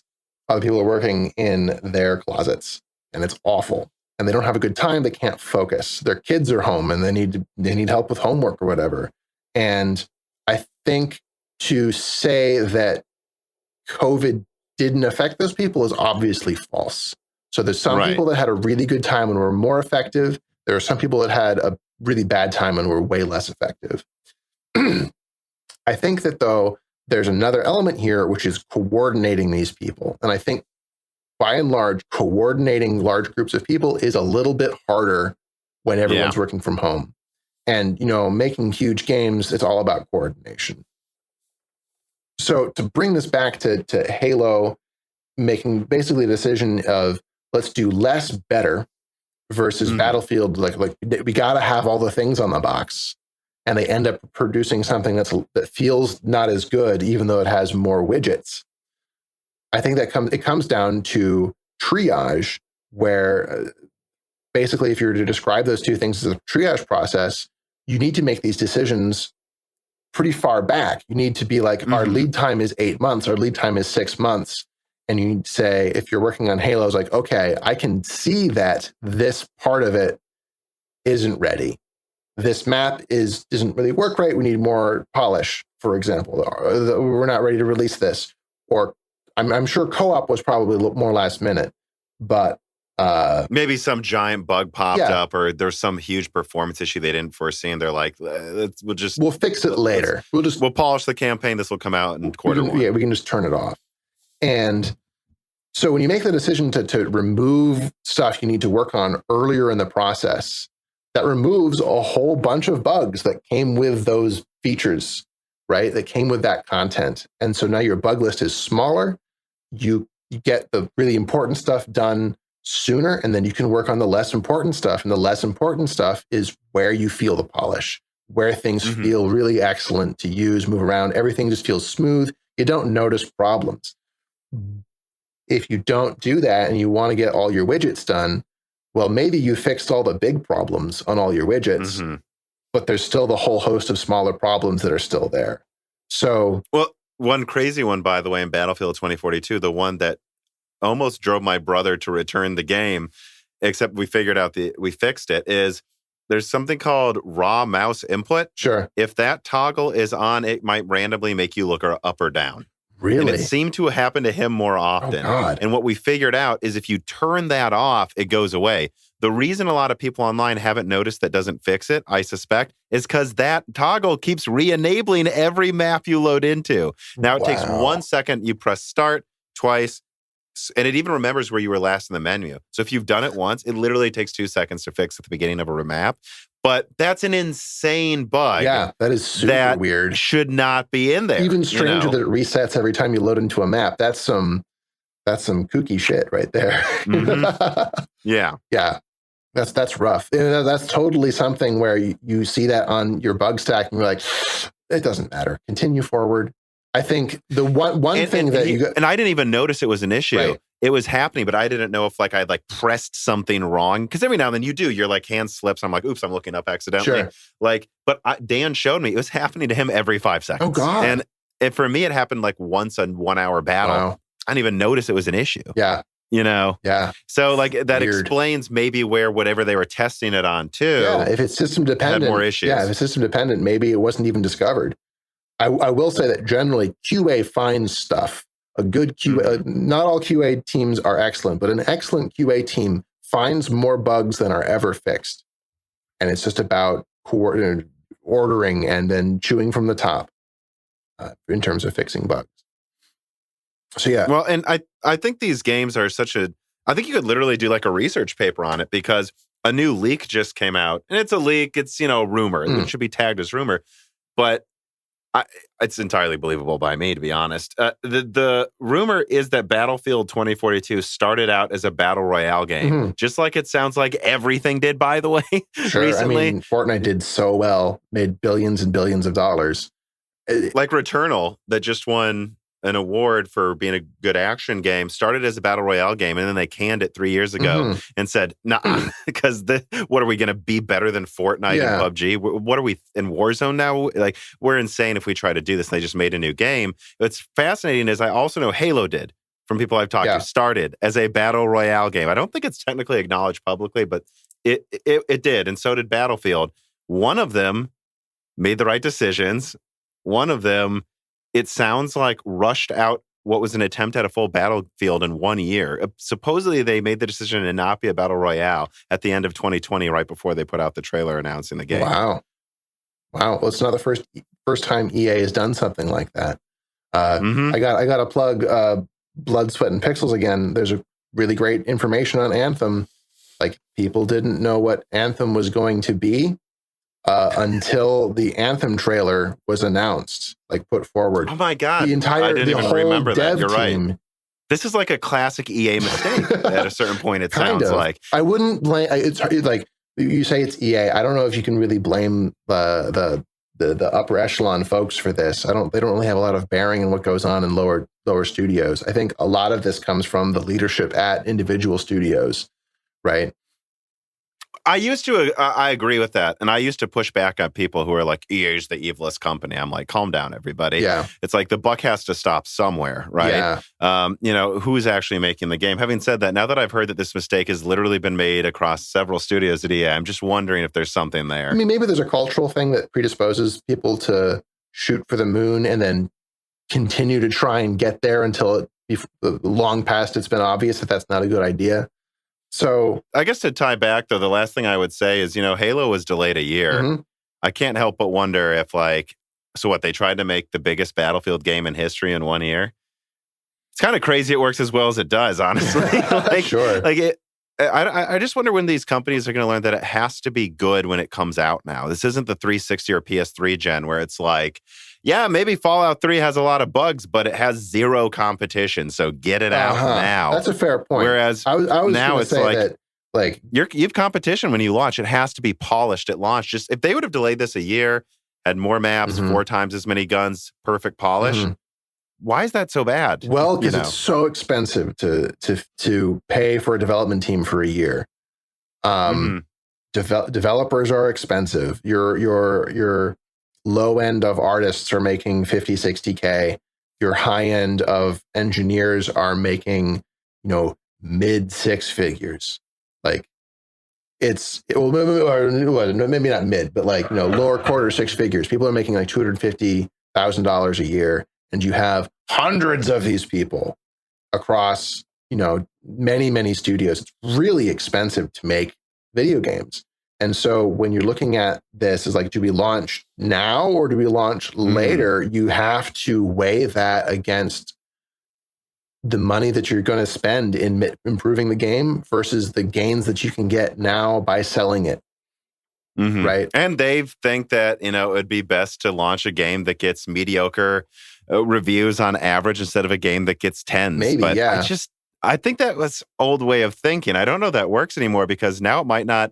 Because I'll be honest, I actually think the core gameplay is the best it's literally ever been. And I love the maps and vehicles more than ever before. I actually do recommend people try it. It's just, but now it might just die of its own cynicism and the fact that everyone's piling on top of it. Well, was it Miyamoto said you can, a delayed game that is eventually good is good forever.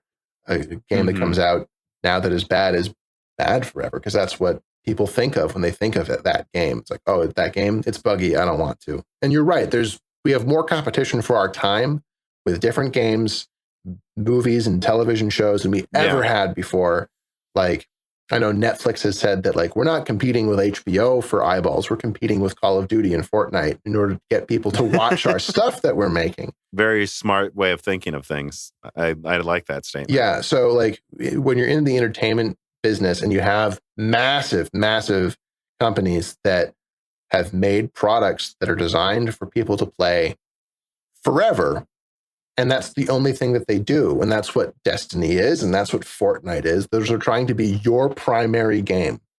Like, where gaming is a hobby, they're trying to make Fortnite your hobby. They're trying to make Destiny your hobby. That's not a bad thing, right? That's cool if you can offer everything that someone wants. That's great. But trying to break into that space is so difficult because the people that like that thing are probably already fed by someone producing it, as it were. Yeah, and someone like me's played tens of thousands of hours, so it's not like I've played enough games to know when one's really good. So if you screw up, dude, Sure. it's kind of like the difference. This isn't the first shooter I've played, so if it's not decent, like I have alternatives and I've played better ones. And it's like the difference between someone who's probably tried 1,000 different wines or something. Sure, it's yeah, like you have no, taste. I can tell this one's better. Yeah. Although some people would argue that half of that's fake, but I guess, the final thing I would just say about it is, what's crazy is they've moved people around the company. They've got new leadership involved. They're opening new studios to support Battlefield. And they put in 3 patches in a month that are massive. Just so you know, they've completely redone half of the UI already. Wow. It's honestly, and none of it's added more bugs, which is mind blowing for me. Mm-hmm. I don't know I think people forget how much past Battlefield games have just added a bug every patch. But like, how expensive is that then, though? To do 3 well-tested and giant patches that redo the game in 1 month to get it into a working state quickly. 5 figures easy, right? Like, it's really expensive. Microsoft and Sony, like obviously releasing an update for PC is free because except for bandwidth, right? But Microsoft and Sony, you have to go through cert. You have to get certified through their first-party certification teams to make sure.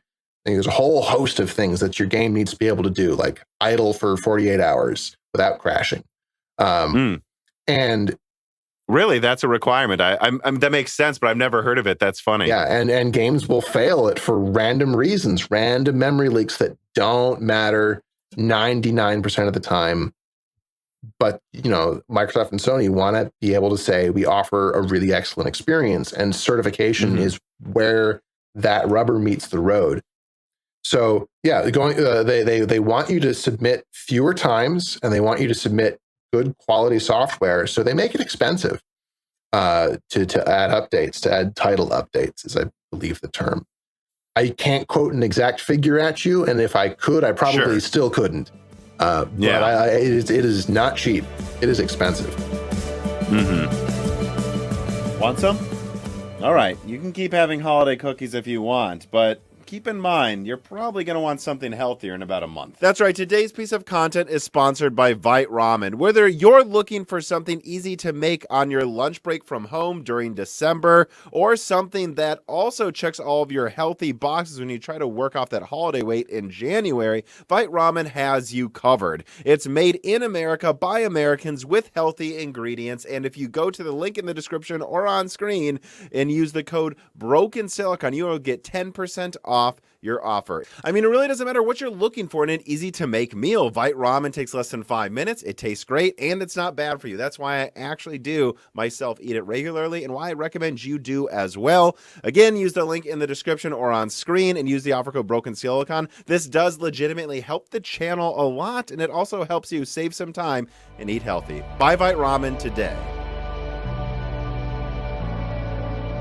Well, I guess let me start transitioning into some final questions here. The first one, before I get to more of the advice and getting into game dev section, though, is I just want to ask this. Travis Gooding writes in, what's your view of Bethesda's acquisition? And do you feel like Microsoft is giving you full autonomy, working on what you want to work on? Lots of rumors were flying around that you might potentially be pigeonholed into working on other studios' games. All right. So this is the one question that I think I will answer that's a little sticky, feels a little like speaking for Obsidian when I perhaps shouldn't. But the answer is no.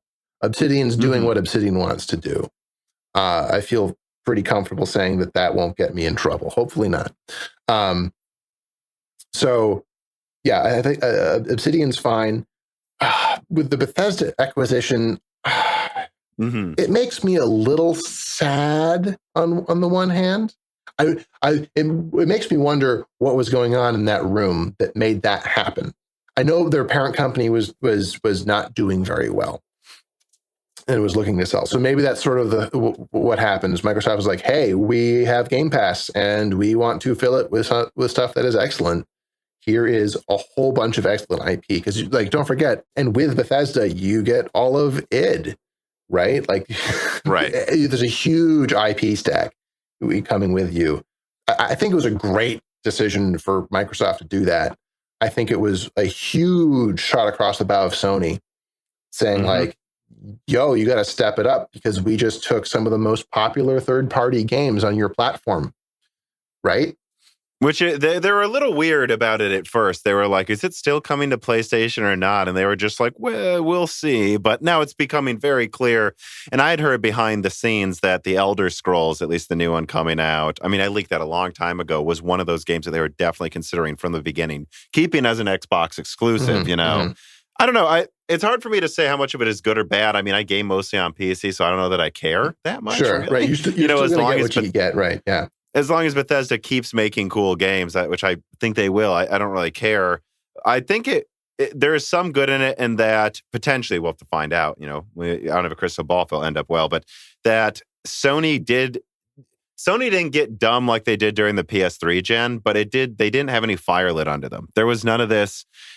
I know of several of their exclusives that were held back a couple of years because they literally didn't feel pressure to get it out right away. And I don't know if anyone remembers the PS3 era between like 2008 through 2012. It's like 5 exclusives a year or more dropping. Right. That's because they were scared. Sure, yeah. It puts a fire under you. It makes sure you're getting stuff out. I think the fact that you haven't heard a lot from Sony, they probably feel pretty comfortable. Let me ask you a few questions, though, and, you know, you can comment it whenever you want, but the only concerns that I can come up, that I should say, the ones that come to mind for me about Game Pass, I guess it's 2 main things, especially relating to Bethesda. Is there any concern that now Microsoft owns Obsidian and then they bought Bethesda? Isn't that odd? Because aren't you guys kind of making the same games? Like, they're not the same games, but you know what I mean? Like, Obsidian made sense. It was like, ooh, what a great dev to make RPGs for Xbox. Right. And then all of a sudden, also, we now have what is it? What's the... Starfield. Yeah. It's like, well, then what's the point of having the Outer Worlds too? To me, it screams shotgun buying everyting out there. But that's 2 competing games. You know, I'm trying to think of like what I would compare to if Sony bought. But it'd be like because Resistance and Killzone were kind of a similar situation, but they were actually quite different. I don't know. But you see what I'm getting at? Like, It just seems a little less tactical. And the fact that a lot of these games look similar, like Avowed, and then there's Hellblade over here, and Hellblade 2, and there's like all these games that have similar themes that I'm seeing pop up. Well, I think, so I can't speak to any specifics on that. I think broadly, having a wider stable of games is good if your target is getting eyeballs on any one of them. Like, we don't care what game you're playing, so long as you're playing a game on Game Pass. Like, if that's their goal, then having lots and lots of different games that can be each their own unique thing, even if they're broadly similar, that's great. That means that someone can find their niche and feel like that niche was made for them. You're not going to, like, if you're just looking at this, I think you're looking at this from like a back of the box check mark thing of what games has what features and sort of looks vaguely similar-ish if you squint on different competing platforms. I think it's easy to do when you have different exclusives. When you're looking at different games on one platform, like does God of War compete with The Last of Us? No, but I would think The Last of Us kind of competes with a lot of other third-person action games on Sony. And I don't think Sony tried to do that, but all of a sudden, all of Sony's games seem to be third-person action. I don't think they tried to do that. No, but it's been really popular. Does Uncharted compete with The Last of Us? I don't think it does. Well, it's from the same studio, so they don't come out in the same year. So that's true. Right. But I'm trying to think of like what other... Oh, okay. Does Days Gone compete with The Last of Us? I think so. Do you think so? Maybe. I mean, this is a game about zombies, sure. But it's a very different game about zombies. Like, True. Different tone, different kinds of mechanics are happening. I don't know. Another random comparison. Compare God of War to Spider-Man. It's a third-person action. I would say Infamous in Spider-Man. Sure. I would wonder if we haven't seen another Infamous for a while because Spider-Man's doing well. So, I don't know. I'm a big fan of the stuff that Sony puts out. I've played all of their like premier games and loved every single. Pretty much the games we've mentioned. Yeah, and then Ghost of Tsushima is like I love Ghost of Tsushima. And is that competing with Horizon though? I don't know that it is, but it's also like, yeah. I think part of this is that it's staggered, right? Mm-hmm. They're not all coming out at once. If they're all coming out at once, then they're definitely competing because then you only play one thing at a time. But these are games that aren't designed to be played forever. These are games that, you play and you enjoy for, it might take a while to finish the game, but they're designed to be finished.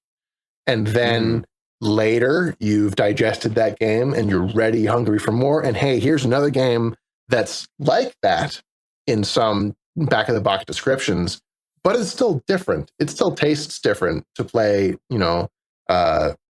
Ghost of Tsushima versus a different one of these, third person action games. Right. So there's no concern from you about like, I don't even know if concern's the right word, but it's like the Outer Worlds 2 was going to be kind of this flagship Xbox/PC outer space RPG. All of a sudden we have Starfield coming out and it's like, you don't feel like that takes away some of the prominence or focus that it might have gotten otherwise? I don't think so. I'd be surprised if they came out in the same year, but again, I don't know any of the details of when either of those games are coming out. So, well, and if you did, it's not like exactly. I couldn't say. Yeah. Okay. Well, I mean, I guess one final question I would have is there, and this is a much bigger picture question about Game Pass, and presumably about whatever Sony's working on that it sounds like they're going to have a competitor to it potentially. But is there any thought about like almost a race against time in getting subscribers into Game Pass versus, because I look at like these sales and like you'll see games like Outriders, right, come to Game Pass day one. But then it comes to PlayStation and it sells really well still on PlayStation. That's like $70-$60 times 10 million. I don't know how old the game sold. Right. But let's say 5 million copies of revenue that wasn't made on the Microsoft side. Yeah. Is there any worry that if Game Pass doesn't gain enough momentum quickly enough, that there's some cut in quality eventually because they're not pulling in the revenue? Because every time Sony sells a Call of Duty 10 million copies on there and makes that much money in revenue, you don't think maybe like, Microsoft looks at that, or Call of Duty is not a good example because that's not on Game Pass, of course, but I think this is one of those things where I might have to say I can't touch it, right? That's okay. That might be a little too hot. Because I have Game Pass, especially because it was $1 for 3 months all of a sudden right next to Halo. Yeah. But there's just a part of me that goes, Halo's your biggest exclusive. You just didn't make 100 million then, I guess. Okay, I hope it's worth bringing in the eyes. I just worry about the long-term effects of like funding studios. Yeah. Because it is a gamble though, like trying to make this system work. No one's made it work before with games. No, yeah, it's totally a gamble. We'll see what technique pays off. They're trying something new, and that's exciting. But let me move on to the final questions here. These are the ones you said you'd be very happy to talk with people about getting into game development. Yeah. And I want to start with Otiv Kurtz. I hope I said his name right. Hello, Taylor and Tom. I suppose I have several complete novice questions as I consider trying to become a dev. How diverse can your job be as a game dev? Are there instances where one person can simultaneously work on the story, art direction, game mechanics, character creation, and dialogue, code optimizations, etc.? By chance, can you comment on how easy or difficult it is to find a job in game development based on your region? For instance, I'm in the Balkans. Do I need to consider moving to better my chances? And finally, how does a game development company get PCs? Do you guys have a budget, and do you do it yourself, make them yourselves, or do you get them from OEMs? Do you have something akin to typical game machines or workstations? All right, so let's take that from the bottom up, because that last question is really easy. Both is the broad answer. It's going to depend on the company. I think a lot of larger companies have relationships with OEMs. The machine I've got for my work at Obsidian is a Dell workstation. Came directly from Dell, I believe, at least. And but you also have situations where the gaming machine, the dev machines that we were running for when we were working on the Diablo 2 Resurrected stuff, those were like the BlizzCon, and they have a whole bunch of gaming computers set up as demo units. A whole bunch of our machines were those demo units from the previous year. And, those were like gaming PCs. And maybe they were like manufactured by, a PC builder. I doubt their IT department is building machines just because it's a pain in the butt. It's much easier to have a company dedicated to doing it. And if you have problems, you say, I'll ship it back. I was going to say, it's probably mostly about the customer support and replacement aspect, right? Like, we don't want to have to what are we going to compete with, Dell Yeah. doing this as well as them? Right. Yeah. So that's a big part of it. IT in game dev is usually pretty competent, though. So they can field these problems themselves, because you have a lot of those kinds of problems when you're working with lots and lots and lots of hardware all the time. Stuff fails, and you need to be able to fix it. So it's a mix of both is really the answer to the question. And it's always a big deal when new PC rollouts occur, and you're in the new wave, you got the new hotness, and then someone else is running with the 3-year-old tech, because that's what people were using since the last deployment. That's always a big thing. It's always exciting. So let's see. Let's talk about. But go ahead. Yeah, like should he move from the Vulcans? And how easy is it to be a game dev that's a little good at everything versus specializing? Like, what would you advise someone to do? Yeah. So in terms of the diversity question, if you're in a small company, small studio, you're going to be doing more things, wearing more hats. If there's just 6 people there, there's a lot of stuff to do to make a game. So, some of the work is going to be divided out to people that have the capacity, right? Once you get into a really large company, you have teams of people that are specialized in one thing, right? And that what he describes there, where someone's being a jack of all trades, really uncommon. The only person that is doing all of those things that you list, Otiv, is like a game director, right? The guy right at the top, there's one of him or her, right? So if you have a broad interest and you want to work on lots of things, smaller teams might let you scratch that itch. If you have a broad interest because you don't know what you might think you might love, jump into try and get hired and see what you like. Some companies are open to this idea of you're going to come in, you're going to move around a little bit. Generally, they prefer you be like, I'm an engineer and I don't know what kind of engineering I'm going to be doing. So you hop around. That's pretty common, for example. It does depend on the company.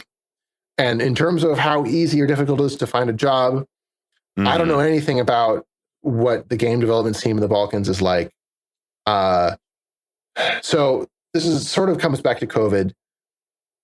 COVID has sort of changed the game. It changes the paradigm. It changes the game a lot. When everybody's working remote, it's a lot easier to work with remote people. I live on the East Coast.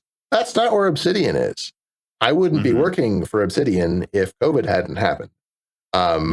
Because that opportunity, I wouldn't have wanted to move to LA on a fundamental level. I think right? the Sony Santa Monica guy may have said the same thing. I mean, technically he's around there, but it's it was just so easy for him to jump from Treyarch to Sony Santa Monica because he didn't need to go in anywhere. He could live anywhere too. Yeah. And I think that's a paradigm shift that is going to continue rolling. Now, so that's on one hand, the game development has historically been hugely region locked, where if you're not in a big hub, you're out of luck, and you gotta move to the big hub to find the work.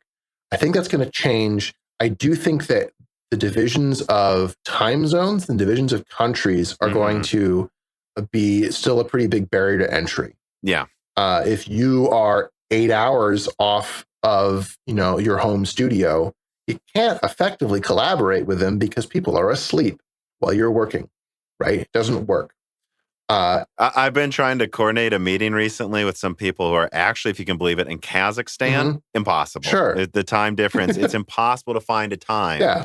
Because if it's 9 a.m. where I am, it's 9 p.m. where they are. It's rough. Oh my God, so how do I do this? Yeah, it's really hard to do it. And then you have just basic bog standard stuff like taxes and, high, that can just be something that puts the kibosh on any potential You're agreement. probably not going to be more than a contractor if you're in a different country. Exactly. Yeah, right. Because I think what COVID's done is made us reassess everything, and it's opened up the possibilities more. Yeah. This guy at the Balkans can get hired at Oblivion, technically. Maybe. Does that necessarily mean it's harder, though? It's still probably a lot harder than if he was closer on the same time zone or something. Yeah, I think the time zone matters a lot. I'm 3 hours different from Obsidian, and you can feel it sometimes when you are in a meeting and it's 4:30 over there, and over here it's 7:30 and I want dinner, right? You try to limit that, and I'm lucky my team has been really helpful with sometimes I don't go to that meeting and it's fine, right? That sort of a thing. I'm lucky that that hasn't been a big deal, but it totally could be a big deal. And, game development is notorious about not necessarily respecting developers' time and, personal desire to have a life or a family or something like that. So, like, it's totally possible to do stuff that was impossible before, but proceed with caution. Ask questions about like when am I expected to work? What are my expected hours? Not just like how often am I working in a day, but from when to when. Those are important questions. I would also say you probably just got to keep in mind that it's possible now, but it's probably harder for you. So you're going to have to compensate for that by actively trying to get into like an indie developer team, actively looking around. It's not going to be as easy to like run into people in San Francisco or something, or know someone who knows there's an opening at Insomniac. Yeah. You're going to need to really be trying to court and probably get into some of these indie studios that will care less about those things. Yeah, I think there's the working from home thing has been really great for senior level people and not great for like juniors. Like juniors get so much benefit from working in an office, being able to reach out quickly to someone in person and be like, I'm having this problem, please help me. That kind of a thing is a lot easier in person. And so I think junior level workers, they're going to be struggling a little bit more. Whereas a senior level person like me is like, I have an office that's quiet. You know what you're doing. I know what I'm doing. Yeah. You just need to leave me alone and I'm going to be very productive. So it's been great for me. And I feel for the people that are struggling, honestly, because it's hard. Brett Summers writes in, hey, Tom and Taylor, I'm looking at building up a portfolio to start a career as a game developer. I'm self-taught and driven right now with no formal education. I've been building my own mini games in the Godot engine. I hope I said that right, Godot engine. Godot, and it was just wondering if this is a good enough start for a portfolio engine-wise, or should I switch over to at least Unity? Thank you. Yeah, so Brett, it matters. I don't think the engine matters specifically unless it really depends on what role you're looking for. If you want to be an artist, probably doesn't matter what game engine that your art's running in. If you want to be an animator, probably doesn't matter. You probably want to choose the engine that is most conducive to showing off your work. So if you're an environment artist, I don't know if Godot's the right choice because Godot's a little harder to make something look really sexy. And if you want something to look really sexy with little effort, grab Unreal, throw your models in Unreal. It's going to look great, right? That's the easiest thing to do in that case. If you want to be like a game designer and show off your cool ideas, I think that the engine that you're looking at matters less. And it's the cool ideas that you can show and your thought process behind those cool ideas. For a game designer, that's the most important part of our portfolio. It's not just that, hey, I made this game. It's, hey, I made these game, and these are the reasons why I chose these mechanics. These are some of the thought processes that I went through in terms of making it. Because they're not going to hire you to make the same decisions you just made for this little game you have as a portfolio piece. They're going to hire you to think in the way that they think that you thought. That's a hard sentence to parse. So let's see if I can break that down a little bit further. As a game designer, you're making decisions all the time, and you're making decisions that affect gameplay. And a lead designer is going to want to have someone under them that is thinking about games from how they're affecting the player's experience, how effectively they can be implemented. There's technical and design decisions around that space that really aren't well described by here is a game that I made. You need more than that. So I think that's something that is worthwhile for a game designer. And if it comes to engineering, I don't think Godot's the right choice unless you're writing like a Godot native component in like Rust or C++. If you want to do engineering, Unity is a good choice if you're just getting started. C# really nice. Unity does a good job with C#. Godot's implementation with C# is okay, but kind of awkward. I think you can get stuff done there, but Unity is a little easier to use if you were using C# directly. Unreal is probably is a little more hard. If you want to do actual code, it's C++. and there's no ifs, ands, or buts. But on the other hand, Blueprint is really useful and cool. And if you don't want to be doing a lot of coding, then Blueprint can be really helpful there because you can do a lot with Blueprint. It's very powerful. So yeah, it really depends on what kind of a job you want. And I think that's the first thought is like, what do I want to do specifically in the games industry? Because you can get really specific and then try and showcase those skills that you have. Yoda King writes in, he says, for game writers, how would you suggest that they get into the industry? What portfolio recommendations do you have or insights from do's and don'ts would you recommend? Game writing is hard. Game writing is probably the hardest portion of the games industry to break into. There are dozens of prospective game writers for very, very few positions. You have, so I say that it's discouraging words, but it is true. It's hard to get a game writing position. The people that get game writing positions have been writing for a really long time. I can't, unfortunately, give you a lot of advice specifically of like how to, present yourself to as a prospective game writer and client. I haven't been in those interviews, so I can't say what people are looking for, unfortunately. But if I were to pull some things out of my hat for things that I was looking for, I think it would be you need to be able to show that you can write. Like you need to show writing, and it could probably be any kind of writing. If you're showing off things like interactive writing, like there's like I'm forgetting the engines, but there's different kinds of writing packages that will let you write, like choose your own adventure style stories that can get pretty robust, where you can like set variables in there and sort of make a little game that's just text. And that's something that could be really useful as a showing off that not only am I writing, and the writing's got to be good, but you're also considering like how to incorporate interaction and interactivity into your writing.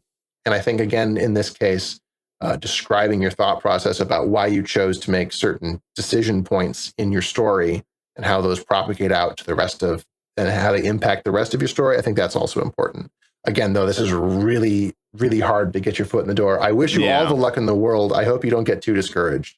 And I think the problem is a lot of the writers they pull in, I think, are probably for like freelance portions of a game for someone who's already a writer in something else. Not all the time. Or am I wrong? Am I wrong? Are there just people that game are writers? 100%. Okay. And there are dedicated narrative designers. It's 100% a thing. It's just a hard thing to get into because on a large team, there's like 3. Yeah. So whereas again, if you're looking at artists, saying it. If you want to become an artist and you're good, boy, howdy, it's like 60% artists in a studio, if not more. So Red Dead Redemption 2 had 6 horse artists. Right. 6 just for the horses. Just for the horses. And do you know how many bloody assets are in that game? Oh my God. So many artists in these modern games. Yeah. All right. You've been on for over 2 hours. I really appreciate you coming on last minute. I do want to ask one final thing. It's something I like to ask anyone tied to game development and the consoles themselves. Chris Ryan writes in, hi, Tom and Taylor. With all of the new technologies that are in the new consoles, like the PS5's Tempest audio and the adaptive triggers, how do you see those being used for new player experiences now and in the future? And what other fun things would you love to see in new consoles? I, for one, would wish a console would come out with dual output so you can play a split-screen game with one console hooked up to 2 monitors or TVs without having to share. I think actually one of those original PS3 things they showed off in 2005 for some reason had 2 HDMI outs, by the way. But they axed it for pretty, I think, obvious reasons. Yeah. I like to ask this. So, like, what do you want to see in a next-gen console? What do you want to see in the... It's easier for me to say PlayStation 6, so I can have a pretty confident guess that's what it will be called. Right. I'm not sure what the next Xbox will be called. It might just be the X... Honestly, I think it might just be the Series X 2023 edition, and those just be editions like car models. But, like, what do you want to see in next-gen consoles? It's a good question. So...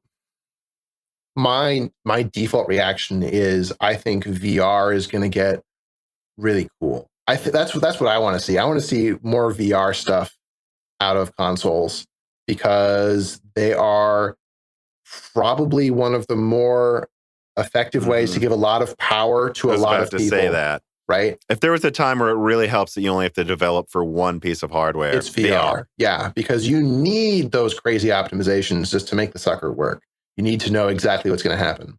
It's so cumbersome to game in VR that making it as close as you can to press button to start totally helps make up for how cumbersome VR is. Yeah, I've got a VR rig. I love my VR rig. I hardly ever use it just because in order to get into my VR rig, I have to do, half a dozen things, turn on lighthouses, clear out my play space. And I have a space ready to go.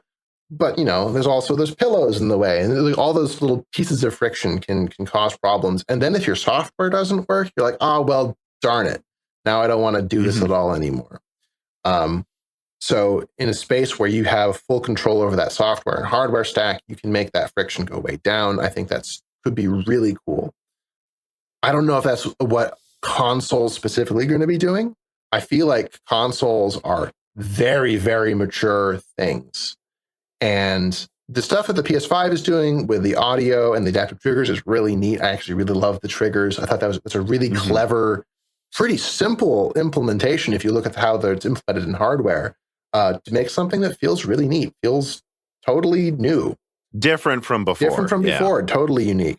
Yeah, so if you're looking specifically at the hardware space of box that plugs into TV that I play with sitting on the couch, maybe it's just a failure of imagination, but I can't imagine something that would like fundamentally change how I experience that thing. I think SSDs are one of the last ones. Yeah, the changes to having SSDs, like the Xbox Quick Resume feature. Oh my God.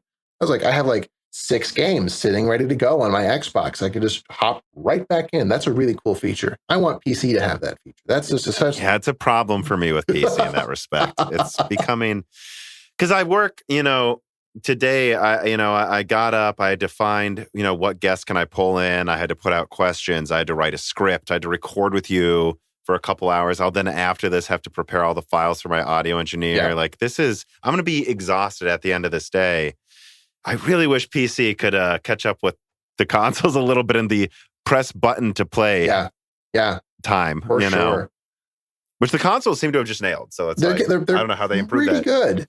I wish they had better content delivery systems so that I could fully saturate my internet pipe when I'm downloading updates and downloading games. Sometimes it's a little frustrating. It's like, I know I can hit, like 400 megabits, and you're only giving me 300, man. It's better than the last gen, where 100%. Especially the PS4 was even worse than the Xbox last gen, I believe, in its Wi-Fi card or whatever. But man, I really want to answer this question well. I really want to think about it and like pull something out of the ether that feels really nice, but I don't know if it's going to happen. It might not be worth the time. I think the majority of it, and I just get a different answer. Either the Sony guy said, "Can you please quadruple the RAM for me?" Sure. and then the Brian Heemskirk said, "Can I have 100 teraflops?" Like that's what he wants. Complete overkill. I think that's the future of this stuff, is make it faster and make it more able to do more things. I think if we had a brand new memory architecture, and SSDs get close to this, but if we had a memory architecture where like we were able to almost eliminate the difference between RAM, cache, and SSD. Which it seems like Sony tried to do that, but it's really not. It's still not. It's still not. It's a lot better. Like just having a nice SSD and the black magic Sony's put into their SSD engines is really cool. Able to do some wild stuff in terms of raw numbers. I think going in that direction, where it's just sort of like, hey, this thing can like really chew on really, really, really, really aggressively fast memory, and it has a lot of it, where you can load things instantaneously, like actually instantaneously. If all your memory is ready to go immediately, that would be pretty wild. But that's sort of pie in the sky sort of stuff. I actually don't know that it is. And here's why. People need to remember that these consoles aren't coming out. There will be probably the pro updates and all that, sure. But the truly next gen versions of Xbox and PlayStation, and who knows if if Nintendo ever tries to compete there again or someone else does, they're not coming out for like 4 or 5 years. So you got to think. Remember what's possible in 2026.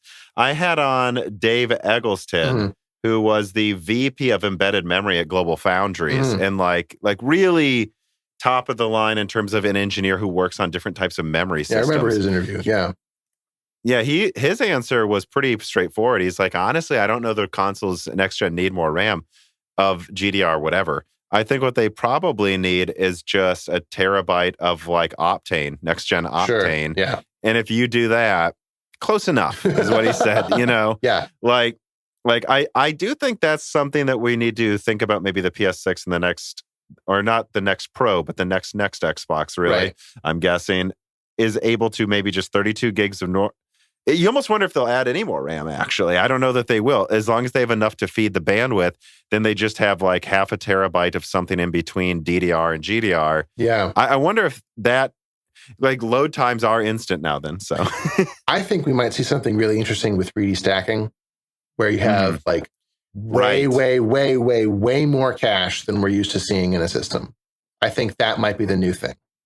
And yeah, if you look at a lot of my recent leaks with like Bergamo and all of these other things, where like the way AMD was building Zen 4C is maybe if we cut the cache in half, we can double the amount of cores per CCX. Mm-hmm. And then it's like, oh wait, is that even a downside if they can just put a layer of cache on top of the die? Right. Yeah. And like I wonder, like that's a good, like what if they put 100 gigabytes of cache on the next gen consoles? The new Epic chip has, like I think almost, I don't remember what it was. I think about what was it? An insane amount of cache on Milan X. Right.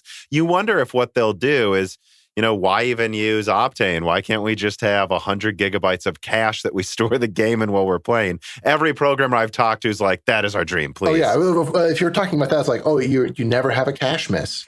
Amazing, right? Mm-hmm. I think 100 gigabytes is an order of magnitude or 2, 3 too high. More perhaps. than necessary? Well, I think...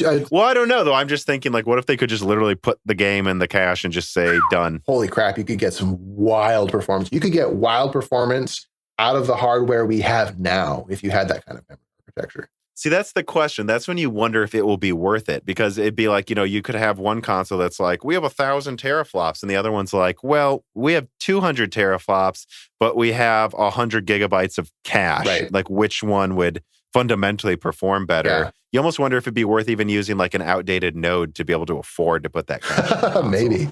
I think, well, the other thing to think about with the memory is like the heat and the power when transferring memory comes from the distance that memory has to move, as does the latency. So the closer you can get it to the stuff that's doing the processing, the better.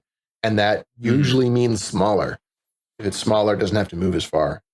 Do it faster. Well, yeah, it's all heat and energy.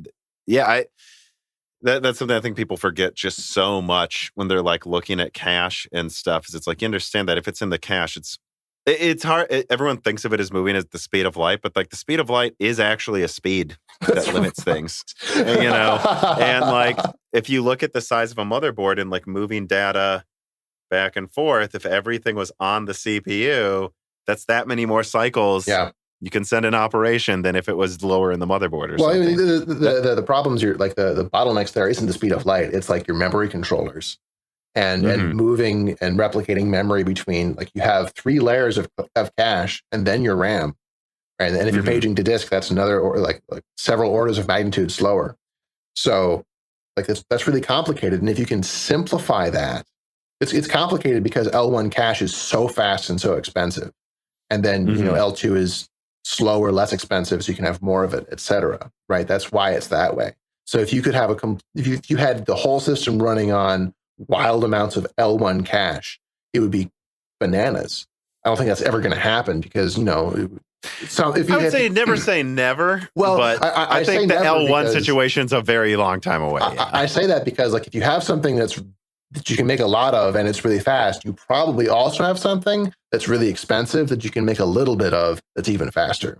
So I feel like that, like multiple stages of memory is not going away, but we are going to see things where I think we are going to see, just like how we're faking lighting less and less in our processing of graphics, we're going to be hiding memory closer and closer to the CPU. if that makes sense. I don't know if that's a metaphor or an analogy that draws. No, yeah. I think so. And the more I think about it, it's like, it's funny. In the 80s and 90s, all we wanted was anything we could get in terms of computing power. Right. Like just anything we can get. Like we're on like kilobytes of RAM here, Right. guys. Like, and eventually I think in the PS3 and PS4 generations, you got to, we did it. We have terabytes of storage. Yeah. And Terabytes of RAM. Wow. We can gigabytes of RAM. Yeah. Gigabytes of RAM. We can actually do things. And now it's turning into, I don't know that we need more so much as it needs to just be better. Yeah.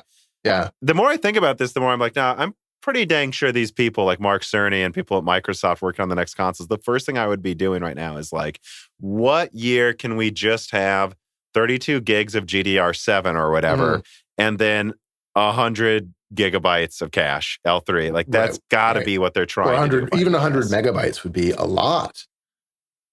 Well, and I think RDNA 3 is going to, I think they might have 512 megabytes of infinity cache is kind of what I'm hearing. That's crazy. That is the frame buffer that's the entire frame buffer of a graphics card. And that's in 2022. So what's possible in 2026? I don't know. That's all I'm saying to everybody. Yeah, it could be really cool. That just changes the paradigm of what you can do in a game. Absolutely. But all right. Well, that was, I thought, a fun discussion to end on. Again, I really want to thank you, Taylor, for coming on the show. I think this discussion went great. I mean, for being last minute, I don't think it could have gone better. And, obviously everyone listening, remember to subscribe to Broken Silicon and give us a review. Subscribe to Moore's Law's Dead YouTube channel. Consider supporting us on Patreon. You can ask us like this questions. And Taylor, is there anything you want to plug, besides buy The Outer Worlds 2 or something? That's right. Buy The Outer Worlds 2, buy Avowed when it comes out. And on a completely different tack, I've been working on a note project for the past year. And if you go to my Twitter account that I'm sure Tom will have in the show notes, I'm working on a little note-taking app called Tangent Notes. I really like it. I think it's neat. It's just starting to get off the ground. If you are interested in notes like the app Obsidian, which has nothing to do with the company Obsidian Entertainment, it's a bit confusing. Anyway, for the 3 people that were like, I like notes, check out my Twitter. It'll be cool. So what does your app do? Tangent Notes? Yeah. So, I mean, it's like a markdown note editor, and it's just something that I've put together because I got frustrated with the different kinds of note software that's out there on the market. And I wanted something that for like code or noting code it supports, it supports putting code in notes, but it's mostly about like just, prose, just text, keeping track of my thoughts, keeping track of connection between thoughts. It's sort of designed for you to make like your own little personal wiki of thoughts and information, and focused around writing that and exploring your own workspace of thoughts. Yeah. So I forgot the name of it. I have a note app on my phone, but I turn off the phone for the recording. It's true. I have a note app that works pretty well and backs up everything, but it's like either I make a checklist or just one long paragraph. It doesn't really let me do anything useful. Yeah. So I wanted you to talk about it because you're plugging something. It's like, let's make this a 30-second ad at least, It's early days yet. I have some cool plans for how I can integrate things like checklists and Kanban boards and mind maps. But at the base level, I want to give people a really nice, simple, sexy Markdown editor so that they can focus on just working through their thoughts and processing them, and then finding connections between them. Because I've found that practice to be really cool personally, and I think it's something that can benefit some folks. That's literally like how all of my scripts start for my leaks and opinion piece videos. It's like just a pile of different ideas, and then over time I'll be like, these 2 narratives I was writing here are pretty much the same idea. I should combine that into a video. Absolutely. Yeah, totally. All right, well, check out Tangent Notes, everybody. Cheers. So that's good. And otherwise, I guess that'll close out the show. Thanks you for coming on one more time, and thank you to everybody for listening. Cheers. This podcast was brought to you by the YouTube channel and website Moore's Law is Dead. Moore's Law is Dead and Broken Silicon are trademarks of their creator, Tom. That guy is me, and I am indeed the creator, editor, writer, and showrunner of Moore's Law is Dead podcasts, videos, articles, and other media. However, I don't do this alone. Moore's Law is Dead is a team with Broken Silicon co-hosted by my brother, Dan, audio editing by Gerard Cortez, and special assistance by Carbon Cry. Find all of our information, including the information of sponsors you can support, at www.mooreslawsdead.com. If you would like to send fan mail or hardware to us, please mail parcels to Moore's Law's Dead at P.O. Box 60632 in Nashville, Tennessee, zip code 37206. And speaking of fans, patrons are what makes Moore's Law's Dead content possible. The aging business model of spamming ads all over the content is dying. The future of media will be built on fans paying for the content they actually want to exist. And so if you have the extra money, but only if you do, please consider supporting us. For just $2 a month, you get access to the exclusive podcast Die Shrink, voting on subjects of future podcast episodes, the ability to have your questions read aloud on Broken Silicon, Die Shrink, and Loose Ends, and of course, access to the Moore's Law's Dead Discord full of like-minded people who would love to meet you and talk to you about computer hardware. I am one of them. Additionally, higher tiers get access to ad-free episodes of Broken Silicon, the entire back catalog of Flyover States podcasts and other projects Moore's Law's Dead has done, and thanks in the credits of videos and other perks as well. And hey, if you can't afford to support us, please do share Moore's Law's Dead videos and podcasts with friends and family on social media, Reddit, and forums. And give Broken Silicon a 5-star review on Apple Podcast or your preferred podcast app. All of this really does help so much.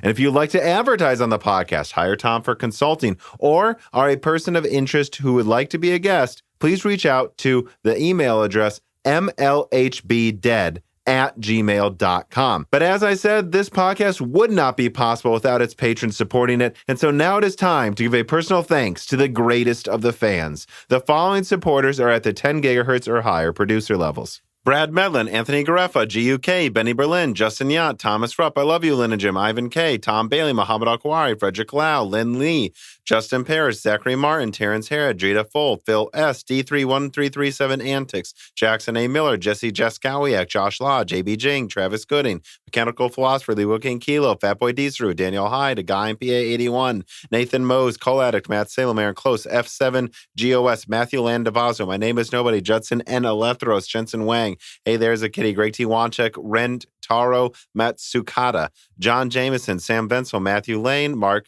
Raidmaker, Jan Rauner, Chris Licata, Michael McGee, Meyer Techrans, Eric Jackson, Jonathan, Patrick Grode, 3DS Boy 08, Dominique Koch, Stefan, Original Ross, Sandy Garrido, Sound Derson, Joaquim Hagen, Teak Autumn, Sol Connor, Michael Casa, Andrew S., Z Jitz, Aaron Keith, Gregory S. Acker, Endless Loggins, Tom Sanfilippo, Justice Brennan, Zootsu Taylor, Trevor Power Stew, Elenia Nanya, Daniel Nishmal, Franco Frederic, Dan Galanowski, Ian Clifford, Axel Cisneros, Leighton Perry, Joseph Karaman, Brett Summers, Blake, Donovan Russell, Nocoella, Zlicki, Martin Porshegi, David Cowden, Ricky Tan, Hulam, Patrick J.S., Justin Staples, Freddie Canoas Jr., Stephen Coates, Kiwi Phil, Brucha, Jeremy So, Michelle Pell, Brett Summers, Eddie Del Castillo, Joseph Loria, Luis Correa, Deke, Cheesy Ramen, Tyler Lindley, Tim Robbins, Jake Dude 23, Brian Riggleman, Justin Gower, Caillou, Mark Kelly, Valco Malev, Gabe Langner, Rodney, DNA Tech, Michael Deaton, MJB1, Maurice Courtois, Wesley Sager, Sarcastro, Mai Sharona, Waitrui, William W. Draper, Air Rat, Spamton, G. Spampton, Henry Zhang, Stephen Hart, Christopher A. Butler, Greg, Peter Moore, Amiable Chief, Justin Thomas, Sam Miller, Semi Malas, James Anderson, Shakir, Nick Rakin, Holden Mobley, Matthew Lazier, R. Pete Sharma, Meat and Pork, Jimmy N.G. Mads, Gordon Freeman, Benjamin Oshley, Mark Mitchell, Shield TV Couteau, Aaron John Wissink, Mohammed Jean Debont, Pulse Media, Sean Ashmont, Daniel Dewar, Stephen Zhang, JSMMH, Georgie Kosteninov, PC Beast 22, Reginald Ari, Narathiel, Ivan, Charles Russell, Hall Booma, and of course, thank you to Sahara for the music.